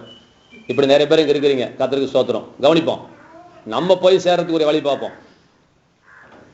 அம்மா கவனிங்க. வெற்றி இல்லாததுனால நீங்க தோக்கல, வெற்றி இருக்கிறது தெரியாததுனால, உங்க பிரச்சனைக்கு தீர்வு இல்லாதனால நீங்க தோக்கல, உங்க பிரச்சனைக்கு தீர்வு இருக்கிறது தெரியாததுனால நீங்க தோக்குறீங்க. அப்போ உங்களுடைய பிரச்சனைகளுக்கு தேவன் சொல்லுகிற, பரலோக ராஜ்யம் சொல்லுகிற ஒரே ஒரு குற்றச்சாட்டு, நீ அதை அறியாதிருக்கிறபடியால் நீ தோற்றுக்கிட்டு இருக்கிற ஒழிய உனக்கு வெற்றி இல்லாம இல்ல. நீ எந்த ஃபீல்ட்லயும் தோற்பது தேவனுடைய சித்தம் அல்ல அல்ல அல்ல. உனக்கு வெற்றியை மாத்திரம்தான் இறைவன் உனக்காக வச்சிருக்கிறான். நீ தோக்கிறது என்ன? எனக்கு என்னமோ மனசு சொல்லுது, இறைவனே தோத்ததற்கு சமம். இறைவன் ஒரு மாஸ்டர் பிளான் உள்ளவர், சர்வஞானம் உள்ள இறைவன்னா அவருடைய திட்டத்தை ஒருத்த முறியடிச்சானா அவன் பெரிய ஆளா போயிடுவான். அப்ப நம்மை வெற்றி பெற வைப்பது இறைவனுடைய பங்காக இருக்கிறது. அப்ப நம்ம தோத்தம் அப்படின்னாவே அவன் அதுல பிசாசு ஒரு 50% வெற்றி எடுத்தது போல அவன் சிரிக்கிறான். ஏன்னா ஒரு அறிவாளியோட புள்ள முட்டாளா இருக்கிறது அப்படின்னு சொன்னா அது அறிவாளிக்கும் அதுல பங்கு இருக்கத்தான் செய்யும். நம்ம புள்ளைய முட்டாள்தனமா வளர்த்ததுல, புரியுற மாதிரி பாடம் நடத்தாததுல அந்த அறிவாளிக்கு ஒரு பங்கு இருக்குது. ஆகவே ஆண்டவரை நம்மளை தோக்கடிச்சாவே பிசாசவன் பாதி ஆண்டவரை ஜெயிச்சது போல, அவன் முழுச ஜெயிச்சதா நான் சொல்ல முடியாது, அவன் பாதி ஜெயிச்சதுக்கு சமமா என் கண்ணுக்கு தெரியுது. நீங்கள் தோற்பது தேவனுடைய சித்தம் அல்ல. நீங்கள் தோற்க கூடாது. இன்னும் சொல்ல போனா நம்ம இனிமே போராடி நம்ம நினைச்சிட்டு இருக்கிறோம், போராடி நம்ம பிசாசு ஜெயிக்க போற நினைச்சிட்டு இருக்கிறோம். தயவுசெய்து நான் உங்ககிட்ட ஒரு உண்மையை சொல்றேன். நீங்கள் போராடி பிசாசை இனிமே ஜெயிக்க போறது அல்ல. கல்வாரி சிலுவையில ஏற்கனவே பிசாசை கர்த்தர் நம்முடைய சார்பிலே அவர் ஜெயம் எடுத்து விட்டார். ஏதோ நம்ம புதுசா நம்ம ஜெயிக்க போறோம். நம்ம புதுசா ஜெயிக்கல சார். 1 யோவான் 2 ஒரு வசனம் வாசிமா 14 நினைக்கிறேன். 1 யோவான் 2 பிதாக்களே பிள்ளைகளே வாலிபர்களேன்னு சொல்லும் போது அந்த வாலிபர்களேங்கிற அந்த வார்த்தையோடு லெப்ட்ல ரைட்ல மேல இருந்து 3வது வசனம். 1 யோவான் 2:14 பாரு. 13 வாசிங்க. கவனிங்க. பிள்ளைகளே ஆதி முதல் இருக்கிறவரை நீங்கள் அறிந்திருக்கிறதினால் உங்களுக்கு எழுதுகிறேன். வாலிபரே பொல்லாங்கனை நீங்கள் ஜெயித்ததினால் உங்களுக்கு எழுதுகிறேன். பிள்ளைகளே நீங்கள் பிதாவை அறிந்திருக்கிறதினால் உங்களுக்கு எழுதுகிறேன். வாலிபர்கள் எங்க வச்சுனா வாசிங்க. வாலிபரே எல்லாம் கவனிங்க. வாலிபரே பொல்லாங்கனை நீங்கள் ஜெயித்ததினால், எல்லாம் கவனிங்க. இந்த சென்டென்ஸை கவனிக்கணும். முதலாவது பொல்லாங்கனை நீங்கள் ஜெயித்ததினாலா, ஜெயித்து கொண்டிருப்பதாலா, ஜெயிக்க போறதாலா? வார்த்தையை கவனிக்கணும். நம்ம எங்க மிஸ் பண்றோம் அப்படின்னா, கர்த்தர் என்னதான் மாபெரும் ரகசியத்தை வெளியே போட்டு உடைச்சாலும் அதுல ஏதோ இலக்கண பிழையை நீ கண்டுபிடிச்சு ஆண்டவர் என்னமோ கிராமட்டிக்கலா மிஸ்டேக் பண்ணது போல ஏன்னா நம்ம பைபிளை இன்னும் சில இடத்துல திருத்தி எழுதியிருக்காங்க பைபிளை. ஏன்னா இலக்கண பிழையா இருக்குதுங்க. என்னங்க, பெற்று கொண்டு விட்டோம் என்று விசுவாசிங்கள் அப்பொழுது உங்களுக்கு உண்டாகுன்னு சொன்னா என்ன இலக்கணம் தப்பா இருக்குது? இப்பதான் கேட்க போறேன், பெற்றுக்கொண்டு விட்டோம் அப்படின்னு எப்படி இது? அதனால பெற்றுக்கொள்வோம் திருத்துறாங்க தமிழ்ல. ஆனா மூல பாஷையில அப்படி கிடையாது. உனக்கு என்ன வாயை மூடிட்டு போட்டு போக வேண்டியதானே, அங்க என்ன எழுதிருக்க போட வேண்டியதானே. நல்லவளை இதையும் திருத்தான் போயிட்டானுங்க. இங்க என்ன சொல்லப்பட்டு இப்படி பல வசனம் இருக்கு, நான் காட்டுறேன். ரோமர் 6 அப்புறம் எடுத்துங்க, இதை வாசிங்க, இதை முதல்ல புரிஞ்சுக்கோ. பாருங்க, வாலிபரே நீங்கள் என்ன எதை ஜெயிச்சதுனால வாசிங்க எல்லாம் சொல்லுங்க. பொல்லாங்கனை ஜெயித்ததினால். இப்ப கவனி, என்ன டேர்ம் பயன்படுத்திருக்கு ஸ்ரீனி? இப்ப இனிமே ஜெயிக்க போறியா, ஜெயிச்சுக்கிட்டு இருக்கிறியா, ஜெயிச்சிட்டியா? ஜெயிச்சாச்சு. என்னங்க, இது உங்க மண்டைக்குள்ள தான் போச்சு, உங்க ரத்தத்துக்குள்ள போல. பாத்தீங்களா? கையை தட்டி ரத்தத்துக்குள்ள ஏத்துங்க. நீங்க ஏற்கனவே ஜெயிச்சிட்டீங்க. நீங்க ஏற்கனவே ஜெயிச்சிட்டீங்க. பொல்லாங்கனை நீங்கள் ஜெயித்ததினால், பொல்லாங்கனை நீங்கள் ஜெயித்ததினால் உங்களுக்கு எழுதுகிறேன்.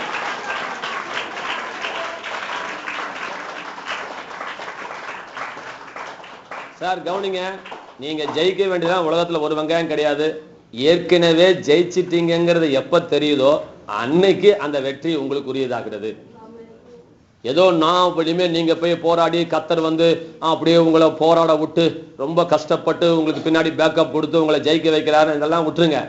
அவர் உன்னுடைய சார்பிலே உனக்காக கல்வாரி சிலுவையில 100% பிசாசை ஜெயம்படுத்தி விட்டு என்ன நடந்திருக்கு அப்படின்னா, நல்லா கவனிங்க. அவர் பெரிய பாம்பு, அந்த பாம்பினுடைய பல்லையும் விஷத்தையும் உறிஞ்சி தேவன் எடுத்து விட்டு அந்த பாம்பை தேவன் விட்டிருக்கிறாரு. உங்களுக்கு புரியறதுக்காக சொல்ல வரேன். இப்ப அந்த பாம்பு என்னதான் படம் எடுத்து ஆடினாலும் அது ஒண்ணு என்ன செய்யாது, கொத்தட்டும். அந்த கொத்த வலிதான் உங்ககிட்ட இருக்கும் ஒழிய, அந்த எறும்பு கடிச்சது போல கடி. அந்த பல்லையும் பிடிங்காச்சு, அது பொக்க கிளவியுமா தான். அது பல்லு இருந்தாதான் அந்த காயம் வரும், வலிக்கும். பல்லையும் பிடுங்கியாச்சு, விஷத்தையும் எடுத்தாச்சு. இப்போ உனக்கு என்னதான் அது புசு புசுன்னாலும், புரியுதா, இந்த வழிதான் இருக்கு உனக்கு. இதுக்கப்புறம் ஒண்ணு இருக்காது. அது உருவம் எவ்வளவு பெருசு வேணா இருக்கலாம், எவ்வளவு வேணா படம் எடுக்கலாம், ஆனா அதனுடைய பல் கல்வாரி சிலுவையிலே பிடுங்கப்பட்டிருக்கிறது. ஏற்கனவே கர்த்தர் ஜெயிச்சிருக்கார். ஏற்கனவே கர்த்தர் ஜெயித்திருக்கிறார். 2 நாளைக்கு முன்னாடி நம்ம விசுவாசோட பையன் அங்க காரூண்யா இன்ஸ்டிடியூட்ல எங்கேயோ பிஏ படிச்சுட்டு இருக்கிறான். பிஏ படிச்சுட்டு இருக்கேன்.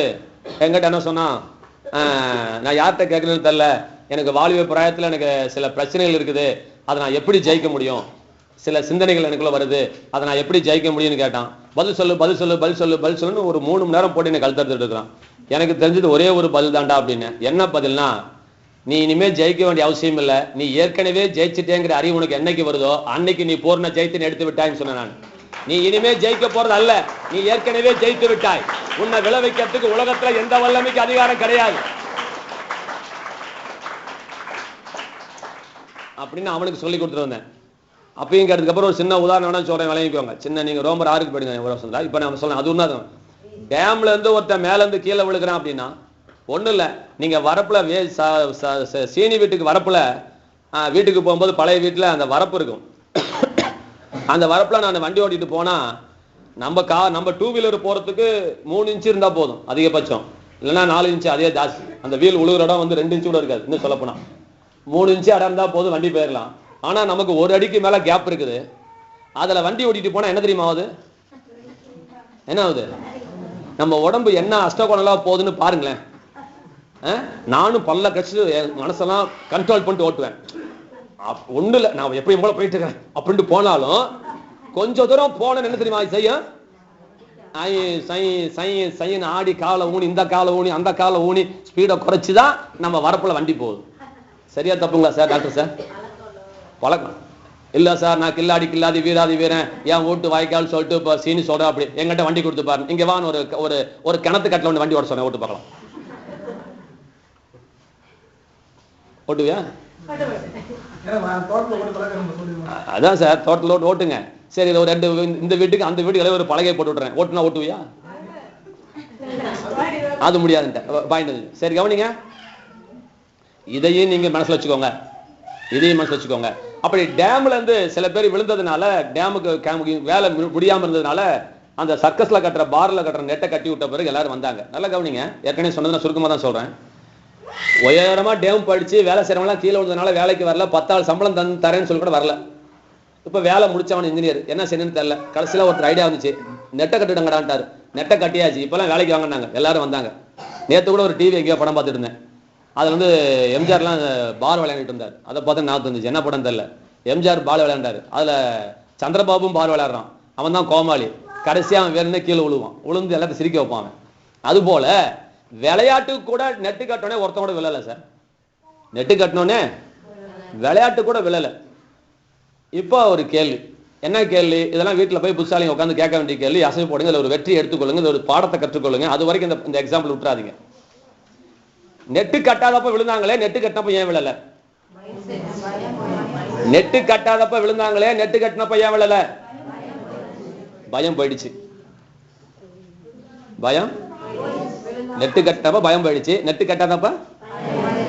அப்ப நல்லா கவனிங்க, உங்க வாழ்க்கையில நீங்க தோக்கிறதுக்கு காரணம் நீங்க தோற்று விடுவோம் என்கின்ற பயமே ஒழிய மற்றபடி நெட்டு இருக்குதா இல்லையாங்கிறதே பிரச்சனையே கிடையாது. உங்களுடைய மைண்ட் செட்டப் தான் காரணமே ஒழிய உங்கள் வெற்றியும் தோல்விக்கும். நீங்கள் ஏற்கனவே வெற்றி பெற்று விட்டீர்கள். வேதம் என்ன சொல்லுகிறது? நீதிமான் 7 தரம் விழுந்தாலும் மறுபடியும் எழுந்திருப்பான்னு கர்த்தர் சொல்லியிருக்கிறார். 7ங்கிறதை கவனிங்க. இப்ப கவனிங்க. இப்ப ஒரு கேள்வி லதாவை கேட்கிறேன். 6 தடவை விழுந்தாலும் எழுந்திருப்பான் ஏன் சொல்லல? 19 தடவை விழுந்தாலும் எழுந்திருப்பான் ஏன் சொல்லல? ஏன் 7ங்கிற நம்பரை போட்டார்? 7ங்கிறது பரிபூரணத்தை காட்டுது. அப்படின்னா என்ன அர்த்தம்? அதையும் சொல்லிரு. மன்னிப்பை பத்தி பேசாத லூசு. இங்க வந்து விழுகிறத பத்தி பேசிட்டு இருக்கிறேன், மன்னி பத்தி பேசிட்டு இருக்கிறேன். இருங்க இருங்க சொல்லு, அதான் சொல்றாங்க. அப்புறம் வரேன்.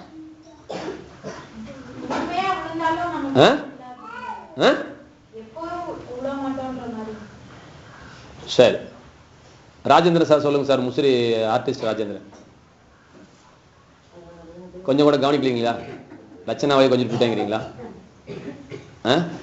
பால்ராஜ் சார் சொல்லுங்க, ஏதாவது ஒரு பதில் சொல்லுங்க பார்க்கலாம். இப்பதான் தூங்க ஆரம்பிச்சுக்கிறீங்களா?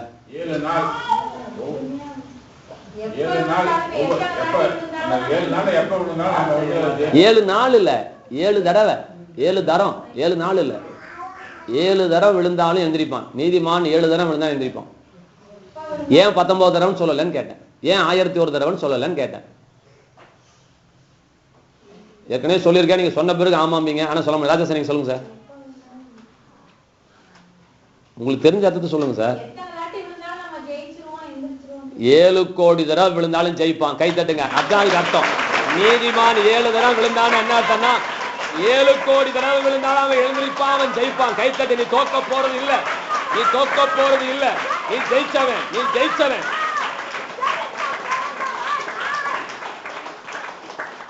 எத்தனை லட்சம் தடவை நீ விழுந்தாலும் நீ நிப்பன் தான் கர்த்தர் சொன்னார் ஒழிய நீ விழுவன்னு கர்த்தர் சொல்லல. குழந்தை நடப்பழகும் பொழுது 1000 தடவை விழலாம் சார், 1500 ரூபாய் விழலாம் சார். பொத்து பொத்து பொத்துன்னு விழுந்து குண்டியே 2 பெருசா போலாம் சார். ஆனா அவன் நடப்பான நடக்க மாட்டானா? நடப்பான நடக்க மாட்டானா? அது எப்படி ஊர்ஜிதமா அவன் நடப்பான்னு சொல்றீங்களோ அதே போல நீங்க சத்தியமா சொல்லுங்க, நான் ஜெயிப்பேன்னு சொல்லுங்க. நான் ஜெயிப்பேன். எத்தனை லட்சம் தடவை தோத்தாலும் நான் ஜெயிப்பேன்.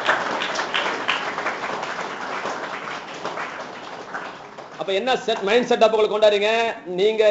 கவனிங்க, நீங்க ஏதோ பேயோட போராடி, வறுமையோட போராடி, பிசாசோட போராடி, பாவ சிந்தனையோடு போராடி நீங்க நம்ம ரொம்ப ஜெயிக்கிறதா ரொம்ப ஒரு பாவலாக்கம் பண்ணிட்டு இருக்காதீங்க. அவரு ஏற்கனவே ஜெயிச்சுட்டு தான் உன்னை வந்து பேரு வாங்கறதுக்காக முன்னாடி விட்டு வச்சுட்டு இருக்கிறார் ஒழிய அவர் எல்லா சீனையும் முடிச்சுட்டார். எல்லாம் முடிந்தது என்று சொல்லி அமர்ந்திருக்கிறார். நீ கஷ்டப்படக்கூடாது, நீ பாடுபடக்கூடாது, நீ பிசாசோட போராடி உன்னால ஜெயிக்க முடியாதுன்னா அவரு வந்து ஜெயிச்சு கொடுத்துட்டு போயிருக்கிறார் ஒழிய ஏதோ நம்ம இனிமே இப்பதான் முழு பலத்தோட உபவாசம் போட்டு ஜெபம் பண்ணி அப்படி செய்ய போறோம் இப்படி செய்ய போறோம்னு சொல்லிட்டு தம் கட்டிட்டு இருக்க கூடாது. அவர் என்ன விஷயம்னா நீ ஏற்கனவே வெற்றி பெற்று விட்டாய் என்கின்ற சத்தியத்தை சொல்லத்தான் பாஸ்டர் உட்கார்ந்துருக்கணும் ஒழிய உனக்கு ஜெபம் பண்ணி ஜெபம் பண்ணி ஜெபம் பண்ணி ஜெபம் பண்ணி தலைவலி சுகமாக்கிறதுக்காக நான் இல்ல. உன் தலைவலிய மாத்திரமல்ல உன் கேன்சரையும் சேர்த்து கர்த்தர் கல்வாரி சிலுவையை சுமந்து விட்டார். ஆண்டவருடைய நேசிக்கிறார், அவர்களுக்கு விடுதலையை வாங்கி தந்திருக்கிறார். நான் அல்ல, பரிகாரி அவராயிருக்கிறார், உபகாரி அவராயிருக்கிறார். நீ அவரை பார்க்க வேண்டும் என்பதை சொல்வதற்காகத்தான் நாங்க இருக்கிறோம். நீங்க வாரம் தேங்காய் எண்ணெய் தூக்கிட்டு எங்கிட்ட ஜோமனு சொல்றீங்க. சார் உனக்காக அவர் செத்ததுனால விடுதலை சார். டேவிட் பிரகாஷ் கை வச்சு ஜெபம் பண்ணனால அல்ல, டேவிட் பிரகாஷ் அழுகிறதுனால அல்ல சார். நான் அழுதா ஒரு சுக்கு நடக்காது சார். கல்வாரி சிலுவிலே இயேசு செத்ததால உனக்கு சுகத்தை கத்த தருகிறார். கல்வாரி சிலுவிலே இயேசு செத்ததுனால உன் வாழ்க்கையிலே ஜெயத்தை தருகிறார்.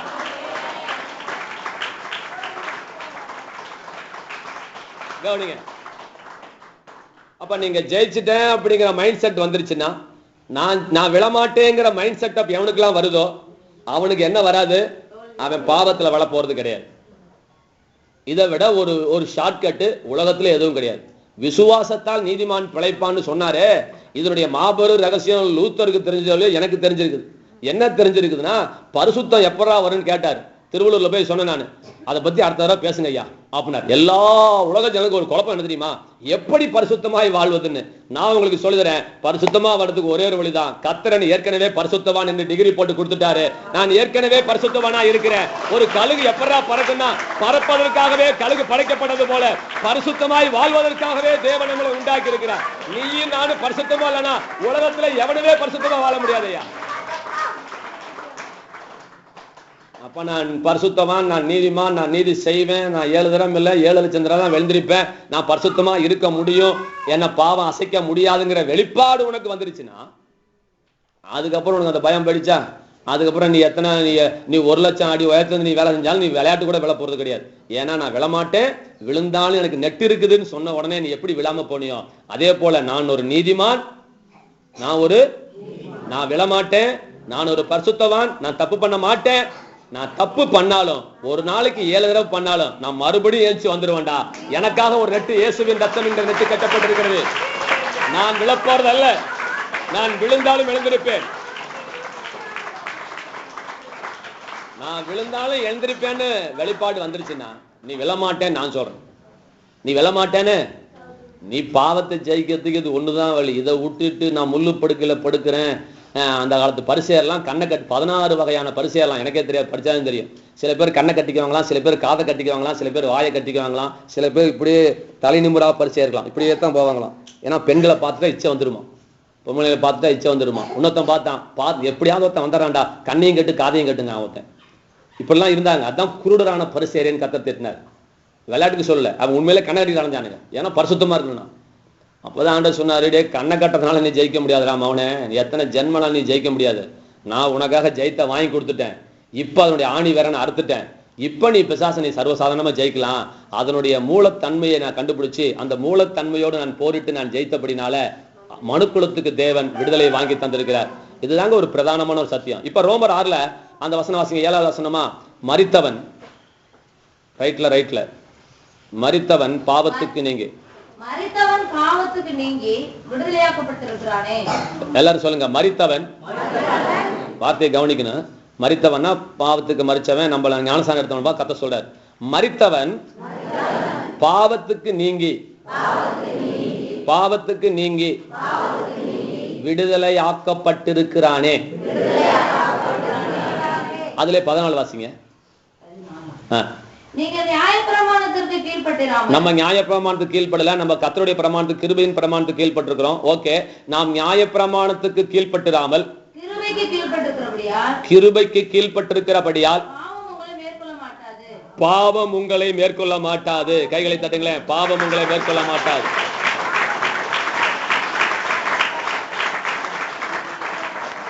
பாவம் உங்களே முதல் வசதி 7வது வசனமா, 1 Corinthians 10:13. நீங்க புரியறதுக்காக சொல்றேன், வாசிச்சுக்கோங்க, இல்ல மனசுல வச்சுக்கோங்க. 1 Corinthians 10:13 தமிழ்ல வருமா இருக்கு, இங்கிலீஷ்ல வருமா, அப்புறம் சொல்றேன் நான். மனுஷருக்கு நேரிடுகிற சோதனை அல்லாமல் வேறே சோதனை உங்களுக்கு நேரிடவில்லை. தேவன் உண்மையுள்ளவராய் இருக்கிறார். இங்க பாருங்க, வேறே சோதனை உங்களுக்கு நேரிடவில்லைன்னு தமிழ்ல இருக்குதுங்க. ஆங்கிலத்துல நான் சொல்றேன் கேளுங்க. அதை யாராவது ஆங்கிலம் தெரிந்தவங்க யாராவது ஒருத்தங்க மொழிபெயர்ப்பாக்க பார்க்கலாம். No temptation has overtaken you. இதான் கிங் ஜேம்ஸ் வெர்ஷன்ல போடப்பட்டிருக்காங்க. No temptation has overcome you என்று கர்த்தர் சொல்கிறார். என்ன தமிழ்ல சொல்லலாம்? நான் தான் சொல்லுமா?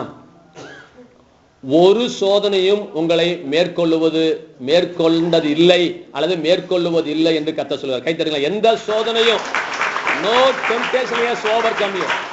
எந்த சோதனையும் உன்னை ஜெயிச்சதில்லை. எந்த சோதனையும் உன்னை ஜெயிச்சதில்லை, அப்படின்னா நீ தான் ஜெயிச்சவன். எங்க கவனிங்க, எந்த சோதனையும் உன்னை ஜெயிக்க முடியாது. பாருங்க, முத சொன்னாரு பாவம் உங்களை மேற்கொள்ளாதுன்னு சொன்னாருங்க. இங்க சொல்றாரு எந்த சோதனையும் உன்னை மேற்கொள்ளாதுனாரு. மத்தேயு 11 நினைக்கிறேன், வாசிங்க. பாதாளத்தின் வாசல்கள் சபையை மேற்கொள்ளுவது இல்லை. 29 வசனம் 30 என்னன்னு பாரு, இருக்குதான்னு பாரு. வேற எங்கேயாவது இருக்கா? மத்தேயு 18 ரைட்ல வரும் பாரு. என் சபையை நான் கட்டுவேன், பாதாளத்தின் வாசல்கள் அதை மேற்கொள்ளுவது இல்லை. ரைட்ல லெப்ட்ல கீழே வரும் பாரு, இருக்குதா? 18 வரும் பாருங்க. சரி கவனிங்க, அது எங்க இருக்குன்னு தேடி எடுக்க முடியாது. நான் சொன்னேன் கையில பைபிள் வச்சிட்டு இருக்கிறேன். அதான் மத்தேயு 16 18 வரும், 16 வரும், 18 வரும். மத்தேயு 16. மேலும் நான் உங்களுக்கு சொல்லுகிறேன், நீ பேதுருவாய் இருக்கிறாய், இந்த கல்லின் மேல் என் சபையை கட்டுவேன், பாதாளத்தின் வாசல்கள் அதை மேற்கொள்வதில்லை. எல்லாம் கவனிங்க, பாதாளத்தின் வாசல்கள் அதை மேற்கொள்வதில்லை. ஒரு ஆமென் சொல்லுங்களேன். எதை பத்தி பேசுறாரு? சபையை பத்தி பேசுறாரு. எதை பத்திங்க? எங்க சிங்கப்பூருக்கு சபையை பத்தியா? சபை யாரு? நீயும் நான் தான் திருச்சபை. இப்ப கர்த்தர் நம்மளை குறிச்சு என்ன சொல்றாருன்னு கவனிங்க. பாருங்க, நம்ம ஜெயிக்கிறதுக்கு ஒரு முக்கியமான விஷயம் என்னன்னா, அவர் ஒரு சாவி வச்சிருக்காரு, அதே போல நம்ம ஒரு சாவி போட்டா தான் மேட்ச் ஆகும், இல்லைன்னா மேட்ச் ஆகாது. இன்னைக்கு நம்ம ஜெயிக்க முடியாததுக்கு காரணம் என்னன்னா, அவர் நம்மளை குறிச்சு ஒரு படம் போட்டு வச்சிருக்காரு பைபிள்ல, நம்மளை குறிச்சு இன்னொரு படம் போட்டிருக்கிறோம். இந்த 2 படமும் ஏட்டிக்கு போட்டு எகனைக்கு மகனையா இருக்கிறதுனால நம்ம ஜெயிக்க முடியாம தடுமாறுறோம். அவர் நம்மளை குறிச்சு போட்டிருக்க படம் என்ன தெரியுங்களா?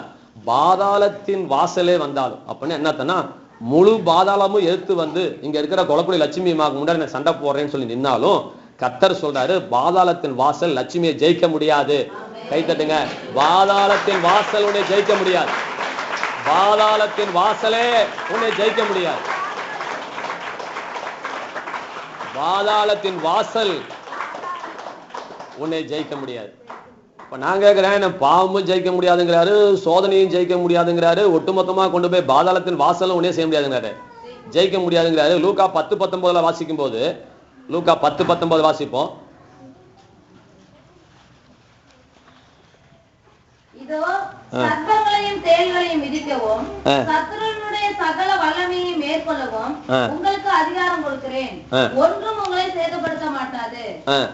கவனிங்க, ஒன்றும் எந்த விதத்திலேயும் உங்களை சேதப்படுத்த மாட்டாது. இப்போ ஒரு ஸ்டெப் மாறி போறாரு.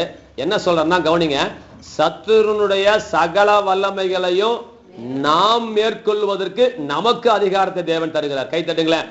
அது ஜெயிக்கிறதல்ல, நீ ஜெயிக்கணும். சத்துருனுடைய சகல வல்லமைகளையும் மேற்கொள்ள நான் உங்களுக்கு அதிகாரம் தருகிறேன். எல்லா வல்லமைகளையும் மேற்கொள்ள முடியும், எல்லா வறுமையும் மேற்கொள்ள முடியும், எல்லா பிரச்சனையும் உன்னால் மேற்கொள்ள முடியும். சார், நம்ம பிசாசோட யுத்தம் பண்ணாம பொண்டாட்டியோட புருஷனோட சண்டை போட்டுட்டு கூடாது சார். நம்முடைய போராட்டம் மாம்சத்தோடும் ரத்தத்தோடும் அல்ல. புருஷன் பொண்டாட்டி சண்டை போட்டுவிட்டு வீட்டை விட்டு பிரிஞ்சு டைவர்ஸுக்கு ரெடியா இருக்கிறாங்க சார்.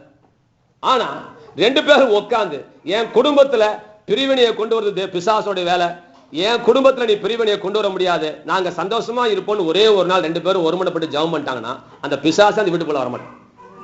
அதுக்கு ஆயத்தமா இல்ல, அதுக்கு ஆயத்தமா இல்ல. புருஷன் மேல பொண்டாட்டிக்கு 1000 தப்பு சொல்றான் பிசாசு, பொண்டாட்டி மேல புருஷங்கிட்ட 1,00,000 தப்பு சொல்றான். எல்லா தப்புகளும் நியாயம்தான், எல்லா தப்புகளும் சொன்னதெல்லாம் நியாயம்தான் சார். ஏமாந்துடாதீங்க பிசாசு கிட்ட, வாழ்க்கையை கோட்டை விட்டுறாதீங்க. 1 கோடி ரூபாய் சம்பாதிக்கிறது பெருசு இல்ல சார். சேலத்துல ஒரு நண்பரை பார்த்தேன், பாலசுப்ரமணியன்ட்டு. அவர் ஒரு விளையாட்டு வீரர், அவருடைய கோச் ஒருத்தர் இருக்கிறாரு, அவரு பேங்க்ல வேலை செய்யறாரு. கவனிங்க, கொலக்குடி அம்மா கூட்டம் முடிஞ்சுன்னா பாஸ் பண்ணணும்னு ஜெபம் பண்ணாது. எங்க கவனி மரியாதையா என்னை பார்த்து உட்கார். அவருடைய கோச் 60,000 ரூபாய் சம்பாதிச்சிட்டு இருக்காரு, மிகப்பெரிய போஸ்டிங் இருக்கிறாரு. சொந்த வீடு 2-3 இருக்குது, கோயம்புத்தூர்ல வீடு இருக்குது, சேலத்துல வீடு இருக்குது. வாரத்துக்கு ஒருக்க கார்ல வந்துட்டு போறாரு, ட்ரெயின்ல கூட புக் பண்ணாம. அந்த அளவுக்கு வசதி இருக்கட்டும். அவர் என்னப்பா அப்படின்னா, அவர் வந்து இந்த தம்பிக்கு போன் போட்டு வந்து ஹெல்ப் பண்ணுங்கிறாரு. அப்ப என்னப்பா விஷயம் நான் கேட்டேன். அவரு வீட்டுல பொண்டாட்டியோட எப்ப சண்டை போட்டாலும் தண்ணி போட்டு வாருங்க, தண்ணி போட்டா 7 நாளைக்கு ஆபீஸ் வர மாட்டாரு. அதனால அழுது அழுது அழுது அழுது அழுது அழுது மனுஷன் சோறு திங்காம குடிச்சுக்கிட்டே நாசமா போறாரு. அந்த ஆளுக்கு என்ன இல்ல? பொண்டாட்டி இல்லையா, புள்ள இல்லையா, சொத்து இல்லையா, காரு இல்லையா, வேலை இல்லையா, என்ன இல்ல? நல்லா கவனிங்க, நான் என்ன சொல்றேங்கிறத விளையங்கோ. சீனி உனக்கும் சொல்றேன், எல்லாத்துக்கும் சொல்றேன். பணம் மட்டும் வெற்றி அல்ல. பணம் மட்டும் வெற்றி அல்ல. உன் வாழ்க்கையில எவன் ஒருத்தன் சந்தோஷமா சமாதானமா வாழ்க்கையை வாழ்ந்து காட்டுறானோ, ஜெயிச்சு காட்டுறானோ, அதுதான் உண்மையான வெற்றி. விளையங்கோ. புருஷனும் பொண்டாட்டியும் பிரியறது தேவ சித்தம் அல்ல. மாமனாரும் மருமகளும் பிரியறது தேவ சித்தம் அல்ல. நீ சேர்ந்திருக்கிறது தான் தேவ சித்தம். புரியுதுங்களா? வீடு ரெண்டு பட்டா தேவனுக்கு கொண்டாட்டம் அல்ல, வீடு ரெண்டு பட்டா கூத்தாடிக்கு கொண்டாட்டம். உனக்கு பிசாசு யாருன்னு தெரியாம நம்ம உட்காந்து ஃபைட் பண்ணிட்டு இருக்கிறது அல்ல.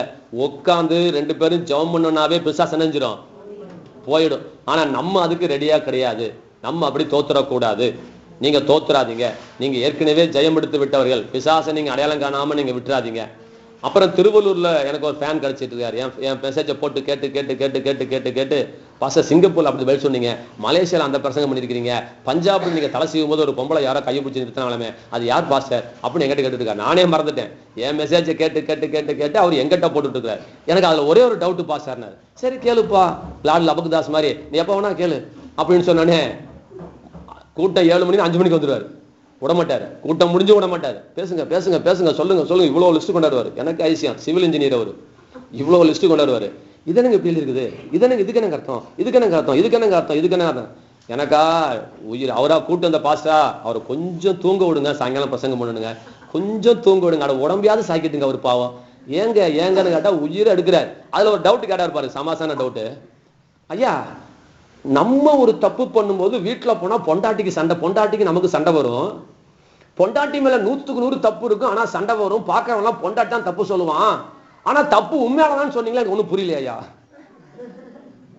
அதான் பொண்டாட்டி மேல 100க்கு 100 தப்புன்னு சொல்றீங்களா? சரி, இன்ஜினியரா இருந்துட்டு புரியலையான்னு சொல்லிட்டு அப்புறம் மறுபடியும் புரிய வச்சேன். என்ன புரிய வச்சேன்னா, நீ கடவுளுக்கு பிரியமில்லாத ஒரு வேலை செய்யும் போது இங்க வந்தனே உன் பொண்டாட்டி என்ன செய்வாங்கட்ட, மூஞ்சி தூக்கினாலும் பரவாயில்ல, செருப்பு தூக்காம தான் பெருசு. இங்க தூக்கிடுறா. இங்க தூக்குனதுக்கு என்ன காரணம்னா, இப்ப பொண்டாட்டி செஞ்ச தப்ப உலகத்துல இருக்க சுப்ரீம் கோர்ட்ல கொண்டு போய் விட்டாலும், உலகத்துல இருக்கிற பெரிய கோர்ட்ல விட்டாலும் யார் மேல தப்பு சொல்லுவாங்க தெரியுமா? பொண்டாட்டி மேலதான் தப்பு.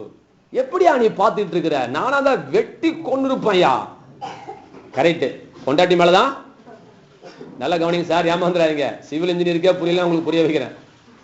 பொண்டாட்டி மேலதான் தப்பு சார், நீ கோச்சிக்கிட்ட, நான் ஒத்துக்கிறேன். இப்ப பொண்டாட்டி கோச்சினதுக்கு என்ன காரணம் கேட்டேன். நீ அங்க டான்ஸ் ஆடினதுனால இங்க கத்தரிங்க ஆட விடுறாரு. இது விளைவிக்கும். நீ அங்க ஒரு மனிதனுடைய வழிகள் கர்த்தருக்கு பிரியமா இருந்தால் அவனுடைய சத்துருவை அவனோடு, தமிழ்ல சமாதானம் அப்படின்னு இருக்குது, தெலுங்குல மித்ருவாகும்படி, சத்துருவை மித்ருவாகும்படி செய்வாராம். அப்படி பாருங்களேன். பாத்துக்கோ, என்ன அழகா தமிழ் தெலுங்குல போடப்பட்டிருக்குது. கூட்டி சொன்னாங்களோ குறைச்சாங்களோ தெரியாது, சத்துரு மித்ருன்னு போட்டாச்சு. சத்துருவை மித்ருவாக்குவாராம். சார், எனக்கு சத்துருவெல்லாம் மித்ருவாக்க வேணாம், உன் ஆறுயிர் பொண்டாட்டியவாது மித்ருவாக்க வேணாமா? சரி, மித்ருவாக்க வேணாம், சத்துரு இல்லாம ஆக்க கூடாதா? ஆக்க முடியுமா முடியாதா?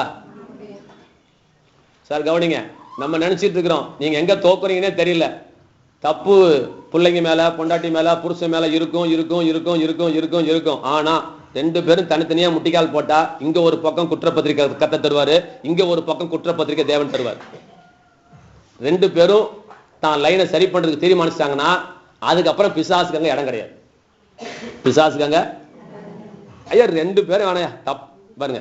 உன் தவற மன்னிக்கிறது தேவனால முடியாதா? என்ன பேசுறீங்க? பேசுங்க. டைம் எடுமா? இதா கட் பண்ணிட்டான். அதான் அவங்க கொடுத்து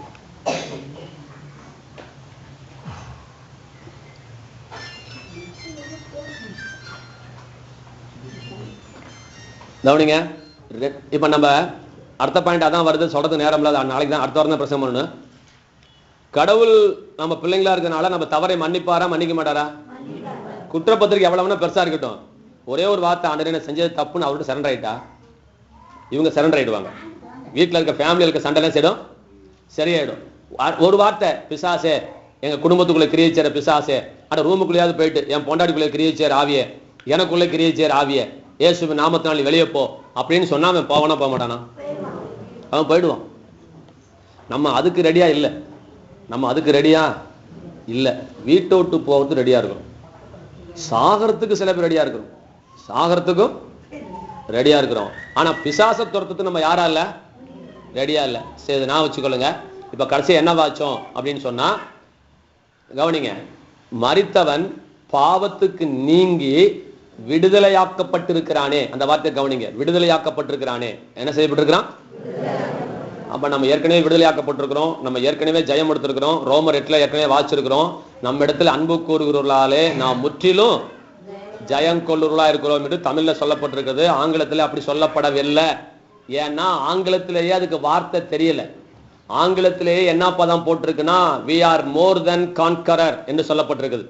we are more than conqueror என்று சொல்லப்பட்டிருக்கு. அதாவது வெற்றி பெற்றவனை விட நாம் மேலானவர்கள்.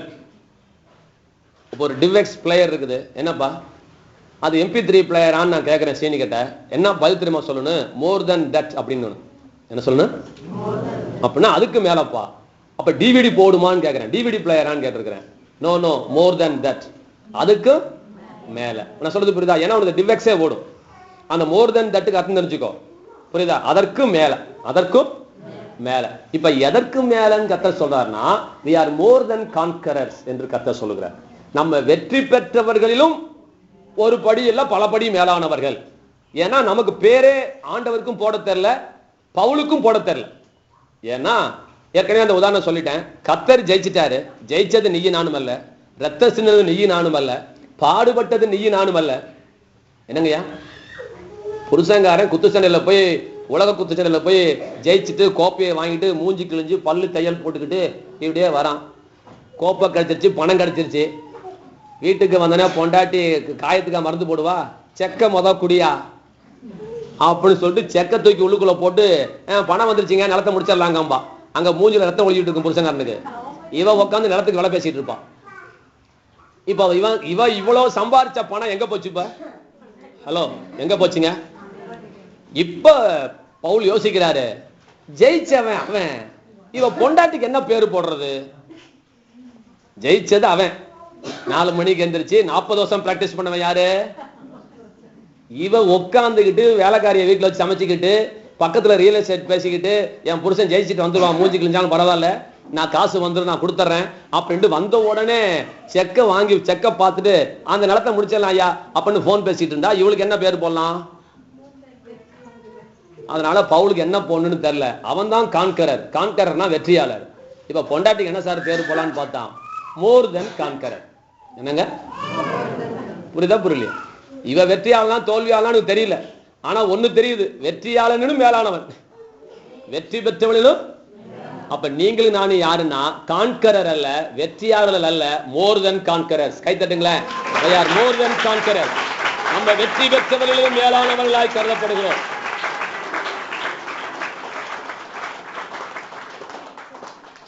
எங்கெல்லாம் வெற்றி?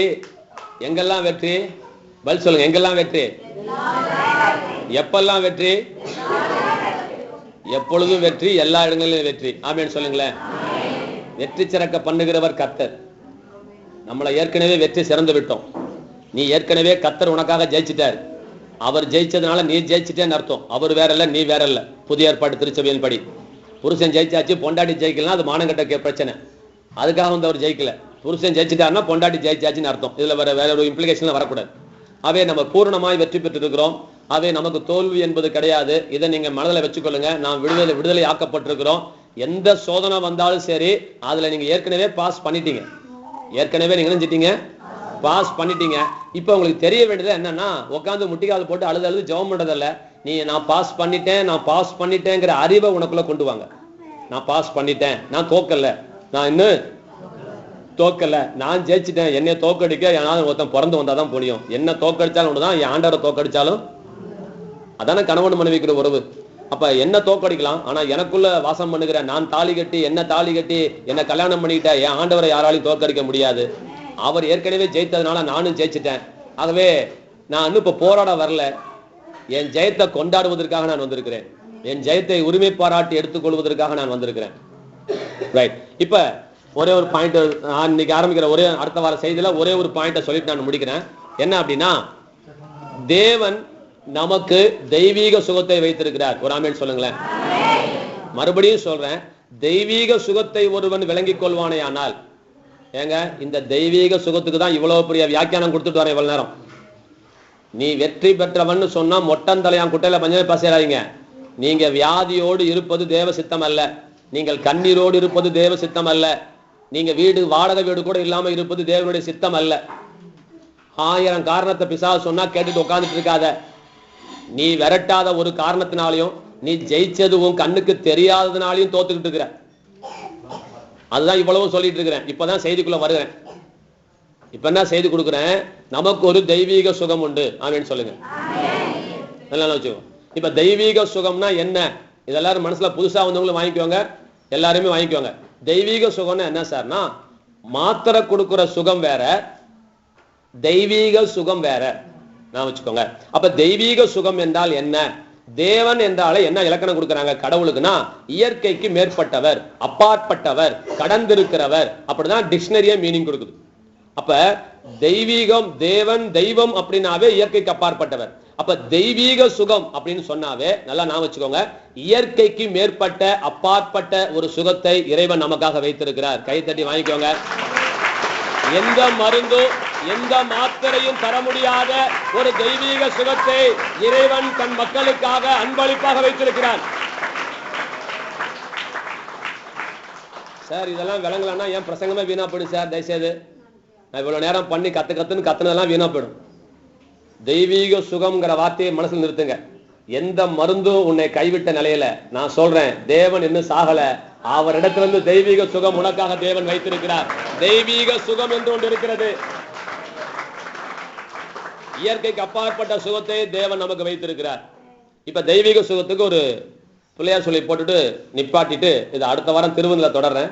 இதுவே நல்ல பாயிண்ட். இப்ப சொல்ல போற பாயிண்ட் முதல் பாயிண்ட் மாதிரி நல்ல சூப்பரான பாயிண்ட். இதையும் மைண்ட்ல ஏத்துக்கோங்க. ஒரு சில வசனம் 2 பேர் எடுத்து வச்சுக்கோங்க. நான் அதுக்குள்ள குடிச்சுக்கிறேன். சங்கீதம் 103 ஒரு ஆளு, இன்னொருத்தங்க 1 பேதுரு 2, இன்னொருத்தங்க ஏசாயா 53.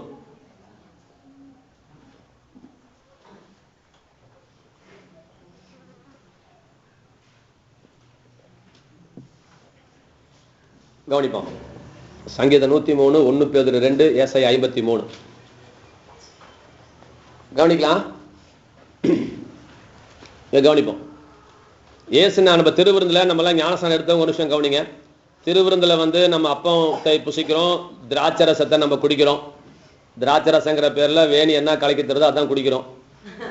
சரி, அதை விட்டுருங்க, அதை மன்னிப்போம். அதுவே கத்தர் தான் மன்னிக்கணும். எவ்வளவோ தப்பை மன்னிக்கிறாரு. அதனால இந்த தப்பையும் கத்தர் மன்னிச்சிடுறாரு. அது வாயில வைக்க முடியாத மகா கொடுமையா இருக்குது. ஏசு காதுக்கு அது திராட்சை ரசம் மாதிரி இல்லை, அவர் வாயில தோச்ச கடற்காலன் மாதிரி இருக்குது. சரி, இருந்துட்டு போட்டோம். என்ன இந்த 2 காரியத்தை ஏன் செய்யறோம்? கவனிங்க. இயேசு கிறிஸ்து ஏன் மனிதனாய் வந்தார்? ஏன் பாடுபட்டாரு?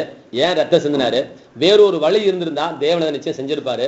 வேறொரு வழி இல்லாதனால அவரே வந்தாரு. வேற யாராவது தூதன் அனுப்பக்கூடாதா? தூதன் அனுப்புனா நிவாரணம் கிடையாது. அவரே வரணுங்கிறதா நிவாரணம். அது பரலோகத்துல போய் கேட்டு தெரிஞ்சுக்கோங்க. அப்ப அவரே வந்தாரு, பலியானாரு, ரத்தம் சிந்தினாரு. ஏன் ரத்தம் சிந்தினார்னா, கொஞ்சம் ஞாபகப்படுத்தி பாருங்க. இதை வாங்கி பானம் பண்ணுங்கள், இது உங்களுக்காக சிந்தப்படுகிற என்னுடைய ரத்தமாக இருக்கிறது, உங்களுடைய பாவ மன்னிப்புக்காக சிந்தப்படுகிற என்னுடைய ரத்தமாக இருக்கிறது. ரோமர் 5:1 வாசிக்கிறோம், அவருடைய ரத்தத்தினாலே நமக்கு மீட்பு உண்டாகி இருக்கிறது. ரத்தத்தினாலே நாம் அந்த தேவனுடைய நீதிமான்களாய் மாற்றப்பட்டிருக்கிறோம். நல்லா கவனிங்க. சரி, நான் கான்செப்டுக்குள்ள வரேன் பாருங்க. இப்ப இயேசு கிறிஸ்து ரத்தம் சிந்தினது, இயேசு கிறிஸ்துவின் ரத்தம் சகல பாவங்களை நீக்கி நம்மை சுத்திகரிக்கும். ரத்தாம்பரம் போல் சிகப்பா இருந்தாலும் பஞ்சை போல் வெண்மையாக்குவார். இதுதான் ரத்தத்தோட விளைவு. அப்ப ரத்தம் எதுக்காக வந்திருக்குன்னா, நம்முடைய பாவங்களை மன்னிப்பதற்காக மாத்திரமல்ல. இதுல 2 பாயிண்ட் சொல்லி ஆகணும் நானு. இதுல ஒண்ணு, அர்த்தத்துல ஒண்ணு. ரத்த சிந்தனுடைய நோக்கம் என்னன்னா, பாவ மன்னிப்பு மாத்திரமல்ல. ஜெயமணி நோட்ஸே எடுக்கிறது கிடையாது. ஏன்னா மைண்ட்ல ஏத்திட்டு இந்த வீட்டுக்கு போனேன் மறந்துன்னுட்டு ரொம்ப நல்ல பழக்கம். ஏன்னா கத்தட்ட கணக்கு கேட்கும் போது பதில் சொல்லிக்கோ.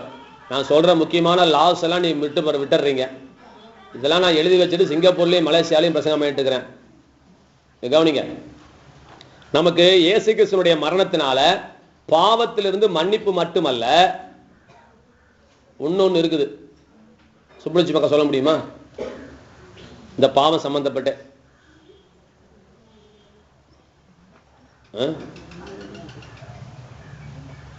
சொல்லுங்க. ராஜா சார் தெரியுமா? அவர் ஏச்சு போயிட்டாரா? இருக்குங்களா? சொல்லுங்க. சொன்னா தெரியும். இருக்குங்களா? பழைய ஏற்பாட்டு காலத்துல பாவத்துக்கு மன்னிப்பு இருந்துச்சு சார். பழைய ஏற்பாட்டு காலத்துல பாவத்துக்கு என்ன இருந்துச்சு? தப்பு பண்ணிட்டானா, ஒரு கடா வெட்டினானா அவன் பாவம் மன்னிச்சிருவார் கர்த்தர்.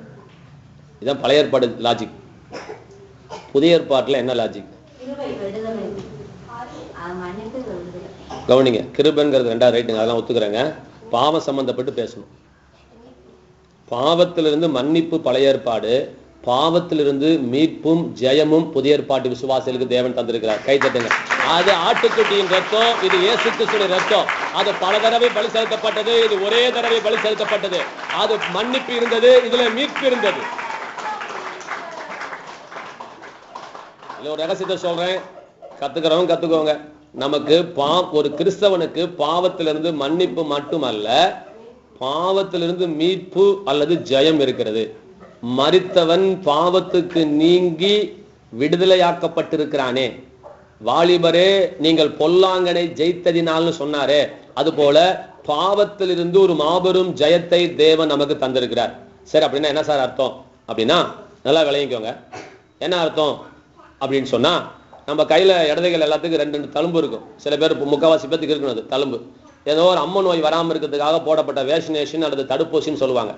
அந்த தடுப்பூசி போட்டதுனால நமக்கு அம்மை வியாதியிலிருந்து நம்ம தப்பி வைத்து கொண்டிருக்கிறோம். ஓகே, இப்ப அந்த ஊசி போட்டாச்சு, எனக்கு அந்த அம்மை வியாதி வருமா? அப்ப வராது. இவ்வளவு தைரியமா எப்படிங்க சொல்றீங்கன்னா, இங்க பாருங்க, இத்தசோட தழும்பு என் உடம்புல இருக்குது பாருங்க அப்படிங்கிறீங்க.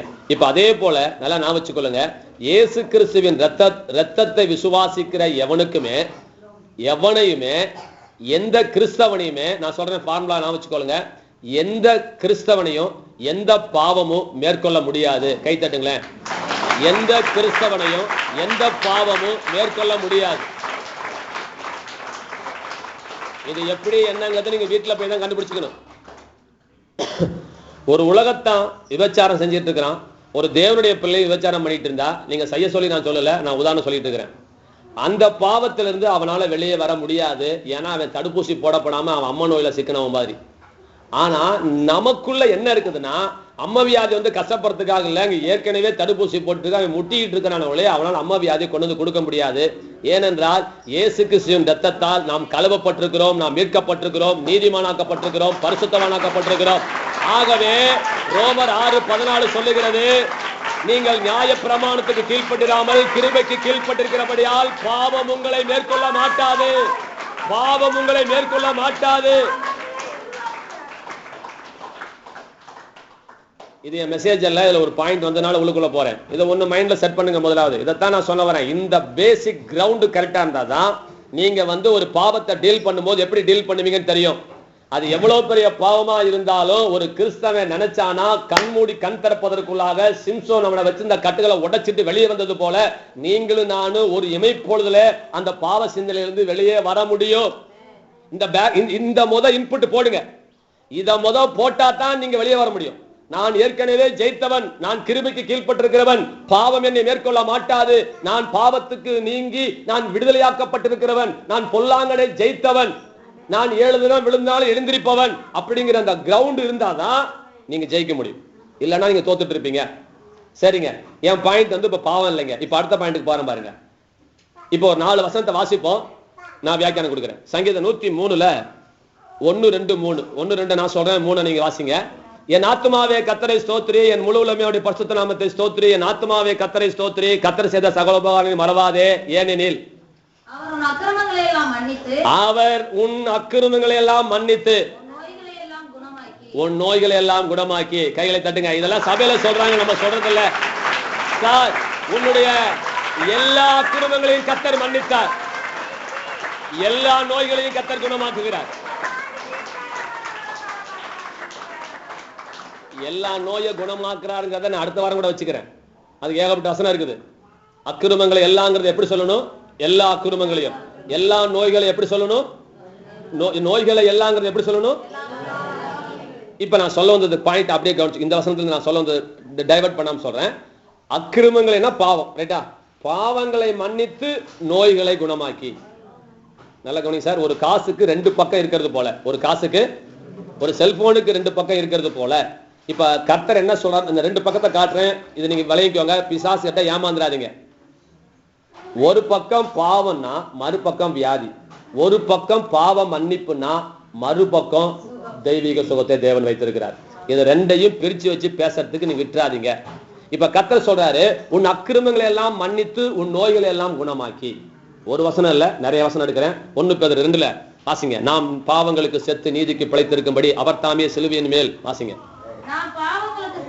நாம் பாவங்களுக்கு செத்து, கவனிங்க என்ன வார்த்தை வருது கவனிங்க, பாவம் சொல்லுங்க.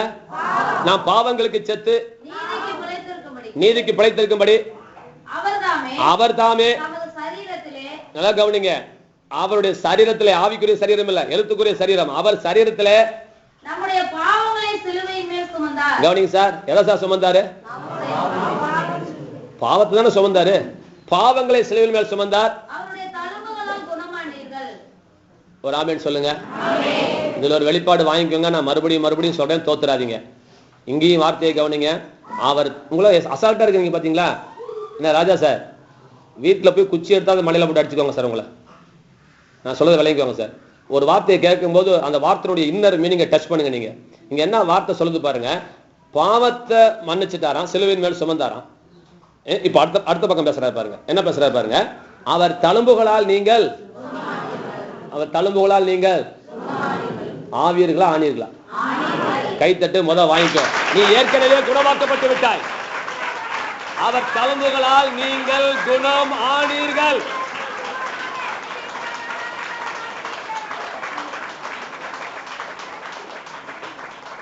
சார், தும்மலை இருமலை ஏத்துக்காதீங்க. நான் சொல்லிட்டு இருக்கிறேன், தும்மலை இருமலுக்கு இடம் கொடுத்தவன் கேன்சருக்கு இடம் கொடுத்துருவான். தும்மலை ஜெயிக்காதவன் கேன்சரை ஜெயிக்க முடியாது.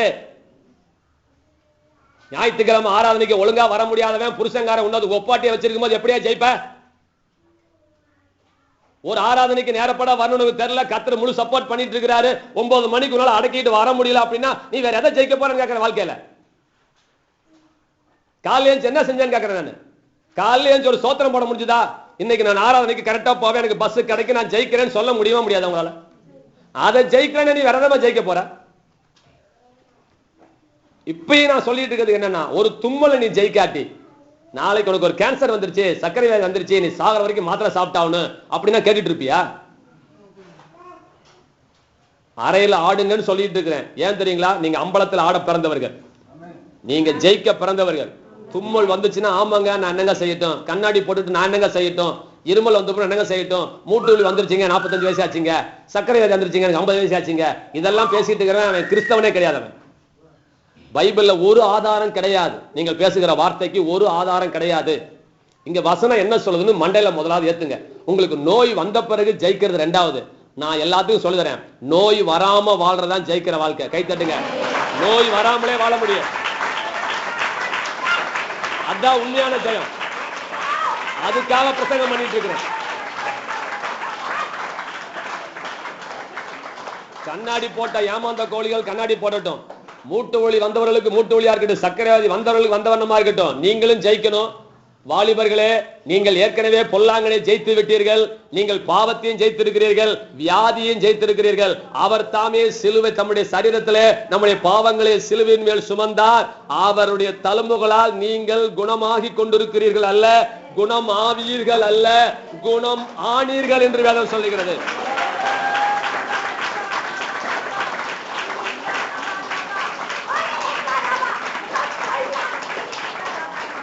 கவனிங்க. இப்ப ஏசாயா 53:5 போங்க.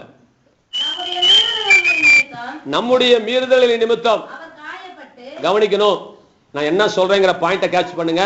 நான் பாவத்தையும் வியாதியையும் நான் பேசிட்டு இருக்கிறேன், அதை பார்த்துட்டே வாங்க.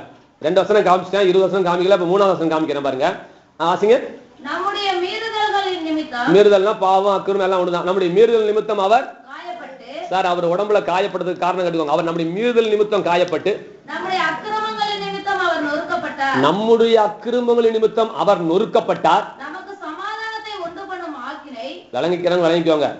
உங்களுக்கு சமாதானத்தை உங்க வாழ்க்கையில உங்க பொண்டாட்டி கேட்ட உங்க புள்ள கேட்ட எங்கெங்கெல்லாம் உங்களுக்கு சமாதானம் போதோ கண்டுபிடிங்க. உங்களுக்கு சமாதானத்தை உண்டு பண்ணும் ஆக்கினியை, தண்டனையை அவர் மேல் வந்தது. கவனிங்க சார். விக்கி ஒரு தப்பு பண்ணிட்டான், நாகராஜ் போய் 10,000 ரூபாய் ஃபைன் கட்டின பிறகு விக்கி போய் ஃபைன் கட்டிட்டு இருந்தானா அது என்னன்னு நீங்க சொல்லுங்க. விக்கி அப்பா பையன், மகன் செஞ்ச தப்புக்கு அப்பங்காரன் ஃபைன் கட்டிட்டான். இப்ப மகன் கிட்ட போய் ஃபைன் கேட்கறான். அவன் மகன் என்ன சொல்லணும்? நீ கட்டுறா அப்படின்னு சொன்னா நீ அவன் சொல்லணும், நான் வேற எங்க அப்பா வேறையான்னு சொல்லணுமா சொல்லக்கூடாதா? இப்ப மகன் உட்காந்துட்டு ஃபைன் கட்டுறதுக்காக நான் 4 மாசம் வேலை செய்யணும்னு சொன்னா நான் வேலை செய்ய போறேன்னு சொன்னா அது எதை காட்டுது? அவனுடைய முட்டாள்தனத்தை காட்டுது. இப்ப தேவன் சொல்றாரு, அவர் நம்முடைய அப்பாவா இருக்கிறாரு, நமக்கு சமாதானத்தை உண்டு பண்ணும் ஆக்கினை என்றால் தண்டனை அவர் மேல் வந்தது, அவர் சுமந்துட்டாரே, நீ ஏயா சுமக்கிறேன்னு கேட்கிறேன். நீ சுமக்க கூடாது, சமாதானம் இல்லாமல் நீ வாழக்கூடாது. சமாதானத்தை தேவனுக்கு வைத்திருக்கிறார். பிசாசு அந்த சமாதானத்தை சூறையாட வருகிறான். அவனை இனங்கண்டு அவனை விரட்டினா அந்த நாய் அந்த நிமிஷத்திலே போயிடுவான். அதை பத்தி அடுத்த வாரம் பேசுவேன். அப்ப நீங்க முதலாவது விழிப்புணர்வுள்ளாய் முதலாவது இருங்க. விழித்திருந்து ஜெபம் பண்ணது முக்கியம் இல்ல, ஜெபம் பண்ணி விழித்திருப்பது முக்கியம் என்று கர்த்தர் சொல்லுகிறார். கண்ணை திறக்கிறது இல்ல, வாழ்க்கையில விழிப்புணர்வாக இருக்க வேண்டும். அப்ப இங்க நமக்கு சமாதானத்தை உண்டு பண்ணும் ஆக்கினை அவர் மேல் வந்தது, அவருடைய தழும்புகளால் குணமாகிறோம். நாங்க இங்க பாருங்க, அவருடைய தழும்புகளால் குணமாகிறோங்கிறது கூட மூல பாஷையில குணமாகிறோம் என்று இல்ல, குணமாக்கப்பட்டு விட்டீர்கள் என்றுதான் வருது. இந்த தமிழ்ல அந்த பைபிள் கொஞ்சம் பயந்துகிட்டு குணமாகிறோம்னு போட்டாங்க. கவனிங்க, the scripture interpret scriptures அப்படிங்கிறது ஒரு ஃபார்முலா. எப்படி ஒரு வசனத்தை கண்டுபிடிக்கணும் அப்படின்னு சொன்னா, இதே வசனத்தை திரும்பவும் பேதுரு வாசிதாங்க வாசிச்சோம். குணமாகிறோம்னு ஏசாயா சொன்னத இங்க பேதுரு என்ன சொல்றாரு? அவன் புதுசா ஒண்ணு கூட்டி சொல்லல, மூல பாஷையில என்ன இருக்குதோ அதைத்தான் இவனும் போட்டான்.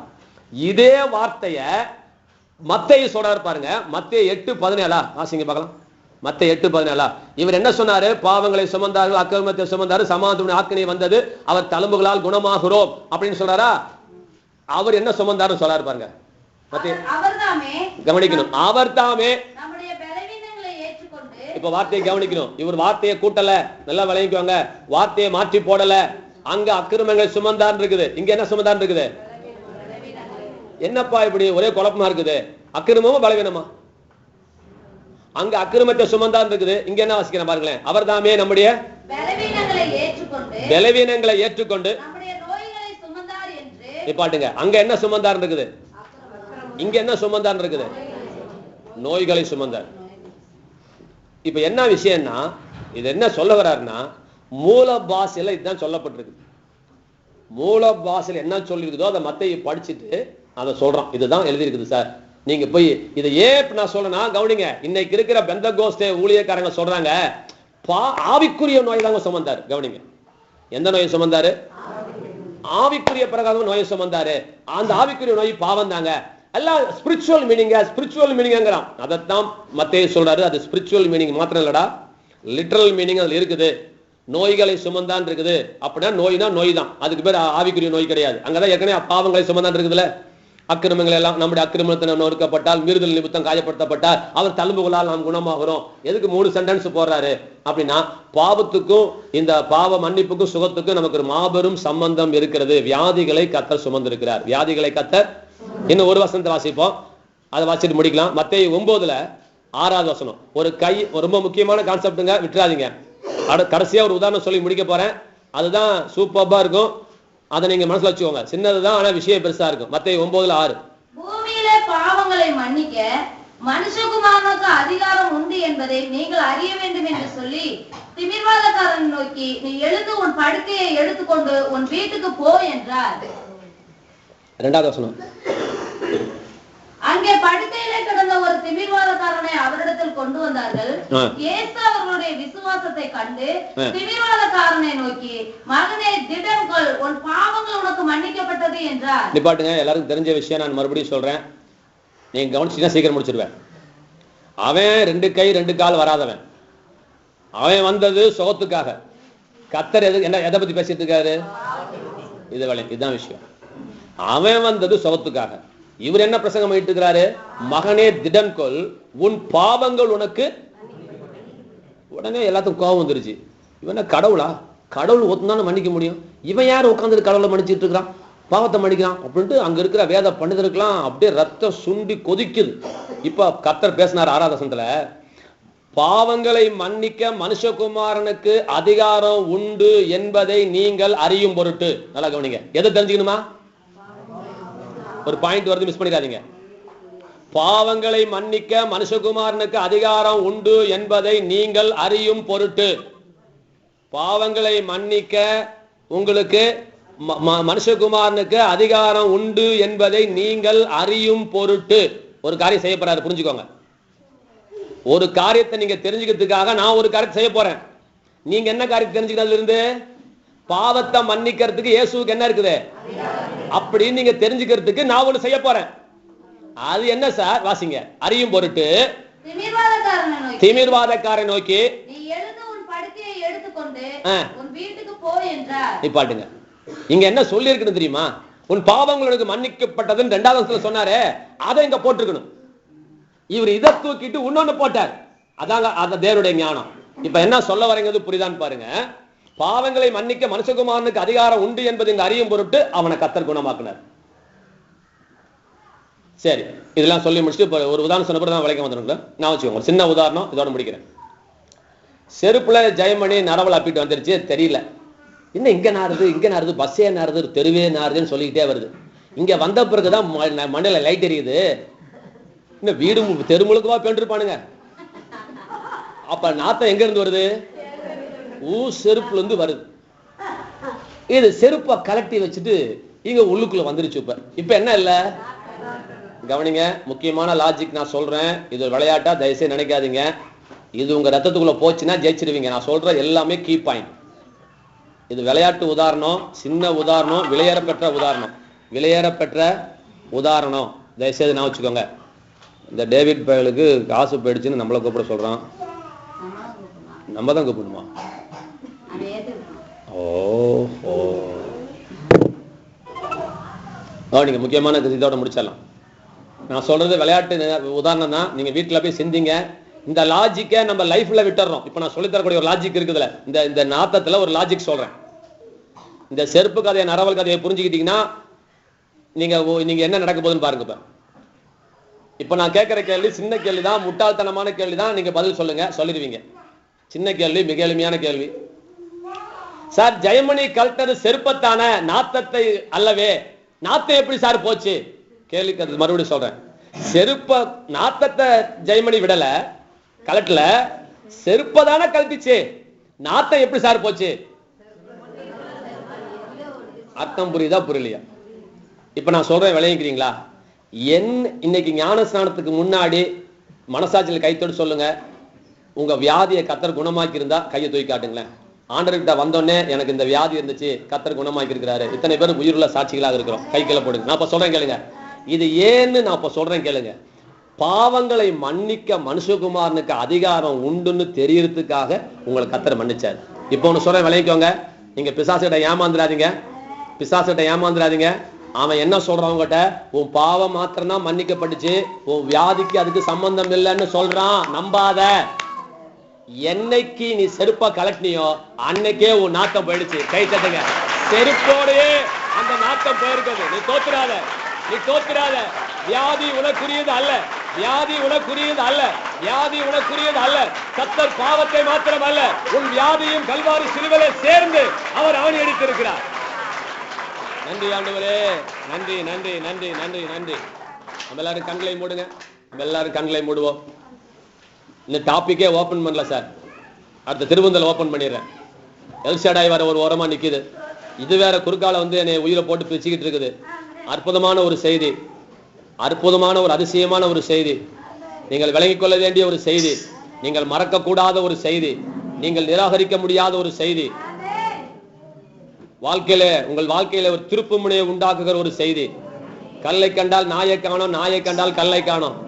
இந்த வசனத்துக்குள்ளே ஒரு ஜீவனை நீங்கள் பார்ப்பீர்களானால் நிச்சயமாகவே இந்த வார்த்தை உங்களுக்கு ஜீவனை கொண்டு வந்து கொடுக்கும். இது ஒரு பிரசங்கமா கேட்டீங்கன்னா ஒரு பிரசங்கமா போய்விடும். இதை ஒரு வாழ்க்கையின் தத்துவமாக ஏற்றுக்கொள்ளுங்கள், வாழ்க்கையின் ரகசியமாக ஏற்றுக்கொள்ளுங்கள்.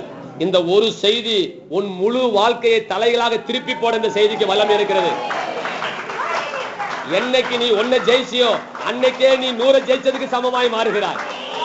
என்னைக்கு நீ ஒன்ன ஜெயிச்சியோ அன்னைக்கே நீ 100 ஜெயிச்சிருக்கிற. நீங்க 100 ஜெயிச்சிருக்கிறீங்க. நீங்க ஏற்கனவே ஜெயித்திருக்கிறீர்கள். இனிமே நீங்க ஜெயிக்க போக வேண்டிய அவசியம் கிடையாது. நீ 7 தடவை விழுந்தாலும், நீ 7 லட்சம் தடவை விழுந்தாலும் நீ எழுந்திருச்சு நிக்க வேண்டிய ஆளே ஒழிய நீ விழுந்து கிடக்க வேண்டிய ஆள் அல்ல. நீ ஜெயிக்க வேண்டிய ஆள், நீ ஜெயிச்ச ஆளியா. சார், அடுத்த வாரம் பிரசங்கம் பண்ணுவேன். உன்னுடைய போராட்டம் என்னுடைய போராட்டம் ஜெயிப்பதற்காக அல்ல, நீ பெற்றுக்கொண்ட ஜெயத்தை உரிமை பாராட்டி சட்ட ரீதியாக எடுத்துக்கொள்வதற்காக நீ நான் யுத்தம் பண்ணுகிறோம். ஜெயத்துக்கு யுத்தம் பண்ணவில்லை சார், அவர் ஜெயிச்சிட்டார் சார். நீ ஜெயிச்சு விலை கொடுத்து வாங்கின ஒரு நிலத்துல இன்னொருத்தன் கொட்டாய் போட்டுட்டு இருக்கான், இவ்வளவுதான். நீ நிலத்துக்காக போராட வேண்டாம் சார், உன்னுடைய ரைட்ஸுக்காக போராடினா போதும். அவன் இங்க இல்ல சார், எந்த கோர்ட்லயும் ஜெயிக்க முடியாது சார். அவன் பத்திரம் உன் பேர்ல இருக்கும் போது அவன் சும்மா செட்டு தான் போட முடியும். வீடே கட்டணம் வீடு உனக்கு தான் வரும், அவன் இடிச்சுட்டு போலாம். எல்லா டாக்குமெண்ட்ஸும் உன்னுடைய சார்பில உன்னுடைய பெயரிலே இருக்கிறது, உன்னுடைய பெயர்ல இருக்கிறது. அடுத்த வாரம் வாங்க, அற்புதமான ஒரு செய்தி வரும். அது எனக்கு பேர் சொல்ல துடிக்குது, நான் சொன்னா அது வாய் மூட முடியாது. அடுத்த வாரம் சொல்றேன். தெய்வீக சுகம் என்பது நம்முடைய பிறப்புரிமை, அது நம்முடைய ரத்த உரிமை, அது நம்முடைய மீட்புரிமை, அது நம்முடைய தெய்வீக உரிமை என்று நான் சொல்லல, கமெண்ட்ரியில போட்டிருக்கிறாங்க ஒரு 10 உரிமை. இங்கிலீஷ்ல சொல்றேன் பாருங்க. Family right, it is a legal right, it is a promised right, it is a human right, it is a divine right, it is a redemptive rights right என்று சொல்லப்பட்டிருக்கு. அந்த அந்த சுகத்தை குறித்து சொல்லும் பொழுது அவை நீங்கள் இழந்துடாதீங்க. கர்த்தர் நமக்கு ஜெயத்தை தந்திருக்கிறார். சுகத்தை ஃபோக்கஸ் பண்ணுங்க. முத வியாதியை ஒழிச்சு கட்டுங்க, முத பிரச்சனையை ஒழிச்சு கட்டுங்க. இதை ஜெயிச்சிட்டீங்கன்னா வறுமையை ஜெயிச்சிட்டீங்கன்னு அர்த்தம். வியாதியை ஜெயிச்சிட்டீங்கன்னா அதுக்கப்புறம் நீங்க எல்லாத்தையுமே ஜெயிச்சதா அர்த்தம் வந்துடும். அதனால நீங்க முதலாவது வியாதியை ஜெயிச்சு காட்டுங்க. வியாதி வராமலே தடுத்துக்கோங்க. வாலிப பிள்ளைங்களாம், நீங்கள் விசேஷமானவர்கள், வித்தியாசமாக்கப்பட்டவர்கள். நீங்கள் இயேசுடைய தழும்புகளால் நீங்கள் மீட்கப்பட்டிருக்கிறீர்கள். அவருடைய ரத்தம் நம்முடைய பாவ மன்னிப்புக்காக சிந்தப்பட்டிருந்தாலும் அவருடைய தழும்புனாலதான் நம்ம குணமாகிறோம் என்று சொல்லப்பட்டிருக்கிறது. அவர் நம்முடைய சுகமாக்குறதுக்காக அவருடைய முழு சரீரத்தையும் அங்குலம் அங்குலமாய் பிக்க தேவன் ஒப்பு கொடுத்தார். அங்குலம் அங்குலமாய் பிக்க கொடுத்ததுனால இன்னைக்கு நமக்கு தெய்வீக சுகம் இருக்கிறது.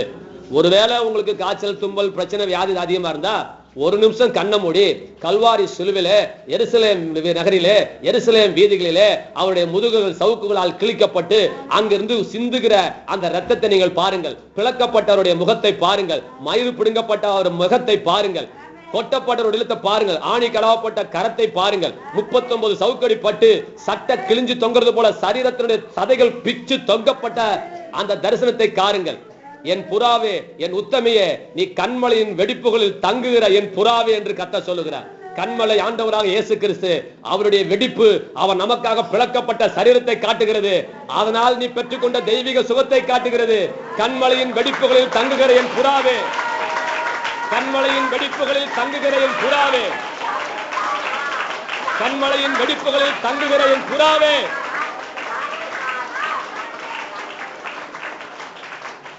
உனக்காய் கண்மலை வெடிக்கப்பட்டிருக்கிறது. உனக்காய் கண்மலை பிளக்கப்பட்டிருக்கிறது. நீ அங்க போய் ஒண்டிக்கோ. அவருடைய ஆணி கடாவப்பட்ட கரத்தின் காயத்துக்குள்ளே போய் ஒண்டுவாயாக. குழந்தை இல்லைனாலும் சரி, உனக்கு என்ன இல்லைனாலும் சரி, நீ கர்த்தருடைய கல்வாரி சிலுவையை நீ நோக்கிப்பார். அவர் உனக்காக பட்ட பாயங்களை பட்டுப்பார். அது நினைத்துப்பார், அதை தியானித்துப்பார். கண்மலையின் வெடிப்புகளில் தங்குகிற என் புறாவே, என் உத்தமியே, உன் முகரூபத்தை எனக்கு காட்டு. உன் முகரூபம், உன் சத்தத்தை நான் கேட்கட்டும். உன் முகரூபம் எனக்கு அழகாயும் உன் சத்தம் எனக்கு இன்பமாயும் இருப்பதாக என்று உன்னத பாட்டுல வாசிக்கிறோம். நம்ம அங்க தங்கி இருக்கிறோம் சார். கண்மலையின் வெடிப்புல தங்குங்க, அதை மெடிடேட் பண்ணுங்க. கல்வாரி சிலுவில சிந்துகிற ரத்தத்தை தியானியுங்கள். அவர் உங்களுக்காக பட்ட கசையடியை நினைத்து பாருங்கள். உங்களுக்காக பிளக்கப்பட்ட அந்த கைகளுடைய ஆணி கடாவப்பட்டதை பாருங்கள். எல்லாத்துக்கும் மேலாக இடுப்புல பெரிய 15 அடி 12 அடி நீளமுள்ள ஒரு ஈட்டி எடுத்து கீழந்து குத்துறான், மத்துன்னு குத்துறான். ஆண்டருடைய விழாவிலே முழுதுமாய் உள்ள பூந்து வெளியே வருது. ஏன்னா அவர் செத்துட்டாரா இல்லையான்னு பாக்குறதுக்காக. இறைவன் அங்க இருந்திருந்தார். ரத்தம் சிந்தியது. ரத்தத்துக்கு அப்புறம் ஊந்தண்ணீர் வந்தது. கர்த்தருடைய வாக்குத்தத்தம் நிறைவேறியது. தன்னுடைய கடைசி சொட்டு ரத்தத்தையும் கர்த்தர் இந்த மனுக்குலத்துக்காக சிந்திருக்கிறார். உன்னுடைய மீட்புக்காக, உன்னுடைய பாவ மன்னிப்புக்காக, உன்னுடைய பாவ மன்னிப்புக்காக.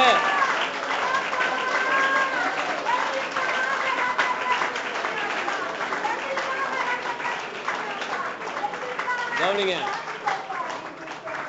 என்னைக்கு உன் பாவத்தை கர்த்தர் மன்னிச்சாரோ, 4 விதமான நாத்தங்கள் இருக்கிறது. பாவத்தின் விளைவுகள். ஒன்னு சாபம், இன்னொன்னு வியாதி, இன்னொன்னு வறுமை, இன்னொன்னு பிசாசுடைய கிரியைகள். பிரதானமா நான் சொல்றேன், என்னைக்கு பாவம் மன்னிக்கப்பட்டுச்சோ அன்னைக்கே இந்த நாளிலிருந்து நாம் விடுதலையாக்கப்பட்டிருக்கிறோம். இந்த நாளை நீங்க ஏற்றுக்கொள்ள கூடாது. வறுமையை நீங்க ஏற்றுக்கொள்ள கூடாது. தோல்வியை நீங்கள் ஏற்றுக்கொள்ள கூடாது. ஒவ்வொரு நாளும் தெய்வீக அற்புதத்தை எதிர்பாருங்கள். தெய்வீக உதவி எதிர்பாருங்கள். தெய்வீக பாதுகாவலை எதிர்பாருங்கள். தெய்வீக கிருபையை எதிர்பாருங்கள். ஆமென் சொல்றது இல்லைங்க. நீங்க டெய்லி சம்பாரிச்சுட்டு போயிட்டு மாசம் 5000 எதிர்பார்க்கறதுக்கு பேர் அதை எதிர்பார்ப்பே கிடையாது. அவர் ரத்தத்தை வீணாக்குறீங்கன்னு அர்த்தம்.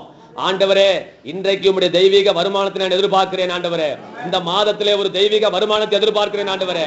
என் வருமானத்தை அல்ல, நான் தெய்வீக வருமானத்தை விசுவாசிக்கிறேன் ஆண்டவரே. மாத்திரை கொடுக்கிற சுகத்தை அல்ல, நான் தெய்வீக சுகத்தை நான் எதிர்பார்க்கிறேன் ஆண்டவரே. கல்வாரி சிலுவிலிருந்து எனக்காய் சிந்த ரத்தத்திலிருந்து வருகிற மீட்பை நான் எதிர்பார்க்கிறேன் ஆண்டவரே.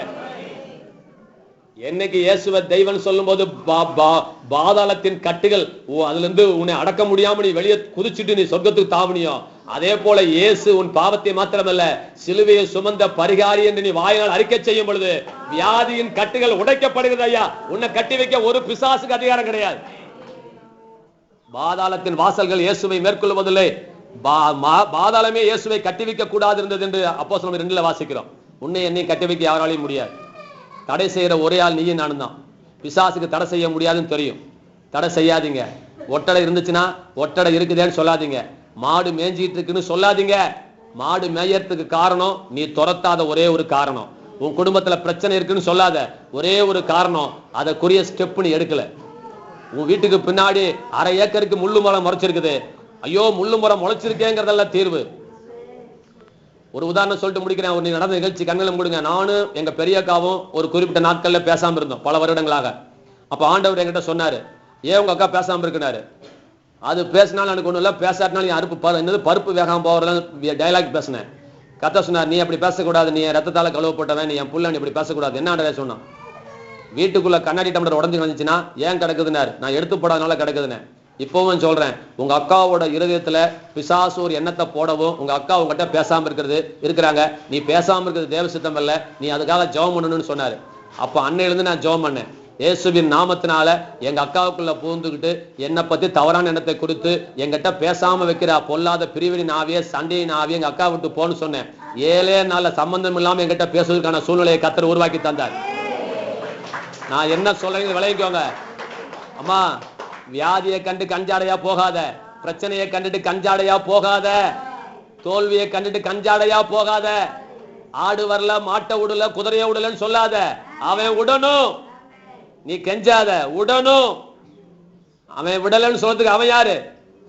அப்படின்னா அவன் பெரிய ஆள் ஆயிடுவான், அவன் சாமி ஆயிடுவான். அவன் சாமி இல்ல, கர்த்தர் தான் சாமி. நம்ம தான் ஜெயிக்க போறோம். நம்ம ஏற்கனவே ஜெயிச்சிட்டோம். அவன் நமக்கு தோல்வி கிடையாது. இன்னைக்கும் சொல்றாங்க, வீட்டுல போய் தோல்வி எல்லாம் எழுதி வைங்க. அது அப்படித்தான் இருக்குன்னு போய் சொன்னா பாத்தியா, அதை அழிச்சிரு அந்த வார்த்தையை. அப்படித்தான் இருக்கும். உன் லைஃப் போனதுதான். அவன் அப்படிதான் சொல்லுவான், சார் இனிமே கிடையாதுமா, இனி வாழ்க்கையே இல்ல சார், எல்லாம் முடிஞ்சு போச்சு சார். நான் சொல்றேன், எல்லாம் முடிஞ்சு போச்சுன்னு சொல்றதுக்கு அவன் கிடையாது. ஆல்பாவும் ஒமேகாவுமா இருக்கிறவர் நம்முடைய தேவன். இவன் வைக்கிறதெல்லாம் ஃபுல் ஸ்டாப். கர்த்தர்கிட்ட இருக்கு ஃபுல் ஸ்டாப்.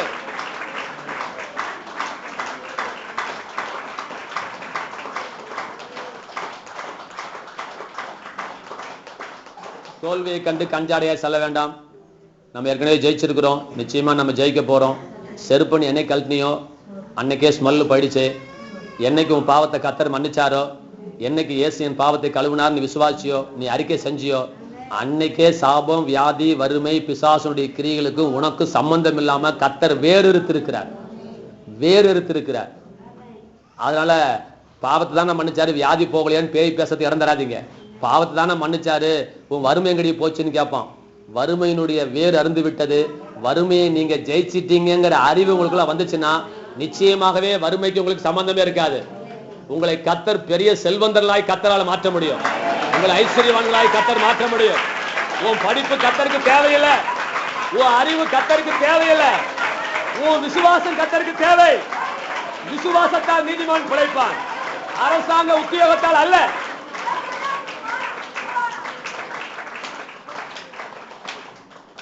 விசுவாசத்தால் நீதிமான் பிழைப்பான். கர்த்தர் கற்றுக் கொடுத்த நல்ல வார்த்தைகளுக்காய் தேவனை சோத்திரிப்போம். வார்த்தையை கேட்டு அதன்படி வாழ ஜெயிக்க கிருபை தரும்படியாய் தேவனை சோத்திரிப்போம். ஒரே ஒரு கேள்வி கண்ண மூடிட்டு இருங்க, நான் கேள்வி கேட்கிறேன். அப்பா, எனக்கு கொஞ்சமாவது எனக்கு லைட் அடிச்சது சார். ஏதோ கொஞ்சோண்டு அந்த ஊசி முனையில குத்துனது போல, குஷ்டரோகிக்கு இந்த ஊசியில குத்துனா உரைக்காது, ஒரு மனுஷனுக்கு ஒரு எறும்பு கடிச்ச மாதிரியாவது எனக்கு ஒரு சொரணை வந்திருக்கு அப்படிங்கிறவங்க பொய் சொல்லாம உங்க கைகளை உயர்த்துங்க. கர்த்தர் சந்தோஷப்பட்டுட்டோம். எனக்கு ஏதாவது கொஞ்சோண்டு என்னமோ ஒண்ணு புரியுற மாதிரி இருக்குது, ஏதாவது ஒண்ணு புரியணும் சார். வந்த வண்ணமாய் போகக்கூடாது. ஏதாவது ஒண்ணு புரியணும், ஏதாவது ஒண்ணு புரியணும், ஏதாவது ஒண்ணு புரிஞ்சுட்டு இந்த இடத்துக்கு போங்க. ஒரு வைராக்கியமா இந்த இடத்துக்கு புறப்பட்டு போங்க. நீங்க ஜெயிக்கிறதுக்காக புறப்பட்டு போறீங்க. இங்க இருந்து நீங்க புறப்பட்டு போறதே கர்த்தர் உங்களுக்கு சார்ஜ் ஏத்தி இருக்கிறார். இந்த சார்ஜை ஏத்தினதே உங்க பிராக்டிகல் லைஃப்ல கொண்டு போய் இறக்கிறதுக்காக. உங்க பிராக்டிகல் லைஃப்ல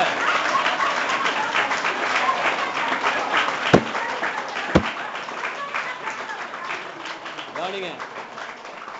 இன்னைக்கு படிச்சது தியரி, இன்னொரு 6 நாள் நீங்க சந்திக்க போறது பிராக்டிக்கல். இந்த theory is meant for practical. இந்த தியரியே உங்களுடைய பிராக்டிக்கல் லைஃபுக்காக தான் கர்த்தர் சொல்லியிருக்கிறாரு. புறப்பட்டு போய் இந்த வாரத்திலேயாவது ஒரு சத்ருவையாவது கண்டுபிடிச்சு அவனை விரட்டி நீங்கள் சமாதான கொடியை, வெற்றியின் கொடியை நாட்டணும். நீங்கள் நாட்ட வேண்டிய கொடிகள் ஏராளம் இருக்கிறது. glory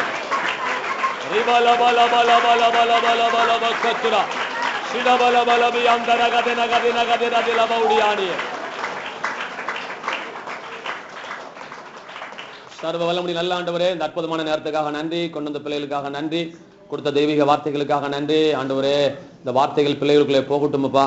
ஆண்டவரே, பெரிய மாற்றத்தை நானும் எதிர்பார்க்கிறேன், நீங்களும் எதிர்பார்க்கிறீங்க. ஆண்டவரே, நீர் அற்புதமான தெய்வம், நீர் ஆச்சரியமான தெய்வம், நீர் ஜெயமெடுத்த தெய்வம். ஆண்டவரே, எங்க ஒரு ஆண்டவரே, ஒரு வாத்தியார் புள்ள மக்கா இருக்கிறது ஆண்டவரே வாத்தியானுக்கு படு கேவலமா இருக்கிறது போல, டாக்டர் புள்ள சீக்கா இருக்கிறதுக்கு டாக்டர் எவ்வளவு நொந்து வெந்து நூலா போயிடுவான். ஆண்டவரே, அதை விட ஆண்டவரே, உங்களுடைய ஜெயமெடுத்த கிறிஸ்துவோட பிள்ளைகளாக நாங்க இருந்து நாங்க தோக்க கூடாது கர்த்தாவே, நாங்க தோக்க கூடாது ஆண்டவரே. ஆண்டவரே, வெற்றி இல்லாதனால நாங்க தோக்கல, வெற்றி பெற்றதை தெரியாதனால நாங்க தோக்குறோம்ப்பா. கர்த்தாவே, எங்களுடைய மனக்கண்களை திறந்ததுக்காய் ஸ்தோத்திரம்ப்பா. எங்க பிள்ளைங்க யாரும் தோத்தவங்க அல்ல, ஜெயிச்சுட்டாங்க ஆண்டவரே. அந்த ஜெயத்தை உரிமை பாராட்டி பிள்ளைகள் பெற்றுக்கொள்ள கர்த்தர் கிருபை செய்வீராக. பிசாசு உட்கார்ந்துட்டு இருக்கான், பிசாசை குறை சொல்லாம ஆண்டவரே, அதை நாங்கள் விரட்டாத காரணத்தால் அவன் போகலைங்கிற, அந்த அறிவில்லாத காரணத்தால் அவன் போகலைங்கிற அந்த ஆண்டவரே, அந்த யதார்த்தத்தை நாங்கள் ஆண்டவரை ஏற்றுக்கொள்ள கர்த்தர் எங்களுக்கு கிருபை தரும்படி நாங்கள் வேண்டுதல் செய்கிறோம். மாபெரும் ரிசல்ட்டை தாங்க. ஒவ்வொருவரையும் ஆசீர்வாதத்தை அனுப்புங்க. பலகீனத்தோடு வந்திருக்கிற பிள்ளைகளுக்காக ஜெபிக்கிறோம். பொல்லாத சத்துருவே, பலகீனப்படுத்துகிற ஆவியே, உச்சந்தலையிலிருந்து உள்ளங்கால் வரை நாடி நரம்பு எலும்புல ஆவி ஆத்துமா சரீரத்துல வியாதிகளை கொண்டு வந்து கொடுக்கிற அசுத்த ஆவிகளே, இயேசுவின் நாமத்தில் புறப்பட்டு போங்கள் என்று கட்டளை கொடுக்கிறேன். ஒரு போதும் பிள்ளைகளை தொடக்கூடாது என்று கட்டளை கொடுக்கிறேன். பிள்ளைகளை தொடுவதற்கு உனக்கு அதிகாரம் இல்லை என்று உன் அதிகாரத்தை நான் மறுக்கிறேன். இயேசுவின் நாமத்தினால எதிர்க்கிறேன், உன்னை சபிக்கிறேன். நீ வெளியேறி போகும்படி கட்டளை கொடுக்கிறேன். மாறாக தெய்வீக சுகத்தை கட்டளை கொடுக்கிறேன். கல்வாரி சிலுவிலிருந்து எங்களுக்காக மனுக்குலத்துக்காக சிந்தப்பட்ட இரத்தமும் பிக்கப்பட்ட மாமிசமும் அது வெற்றி அடைவதாக. அது எங்களுக்கு பிறப்புரிமை, அது எங்கள் இரத்த உரிமை ஆண்டவரே. அதை நாங்கள் எடுக்கிறோம் இயேசுவின் நாமத்தினால. பெரிய காரியத்தை செய்தருளும் இயேசு கிறிஸ்துவின் நாமத்தில். ஆமென். ஜெபம் முடிஞ்சிருச்சு, நீங்கள் கலந்து போகலாம்.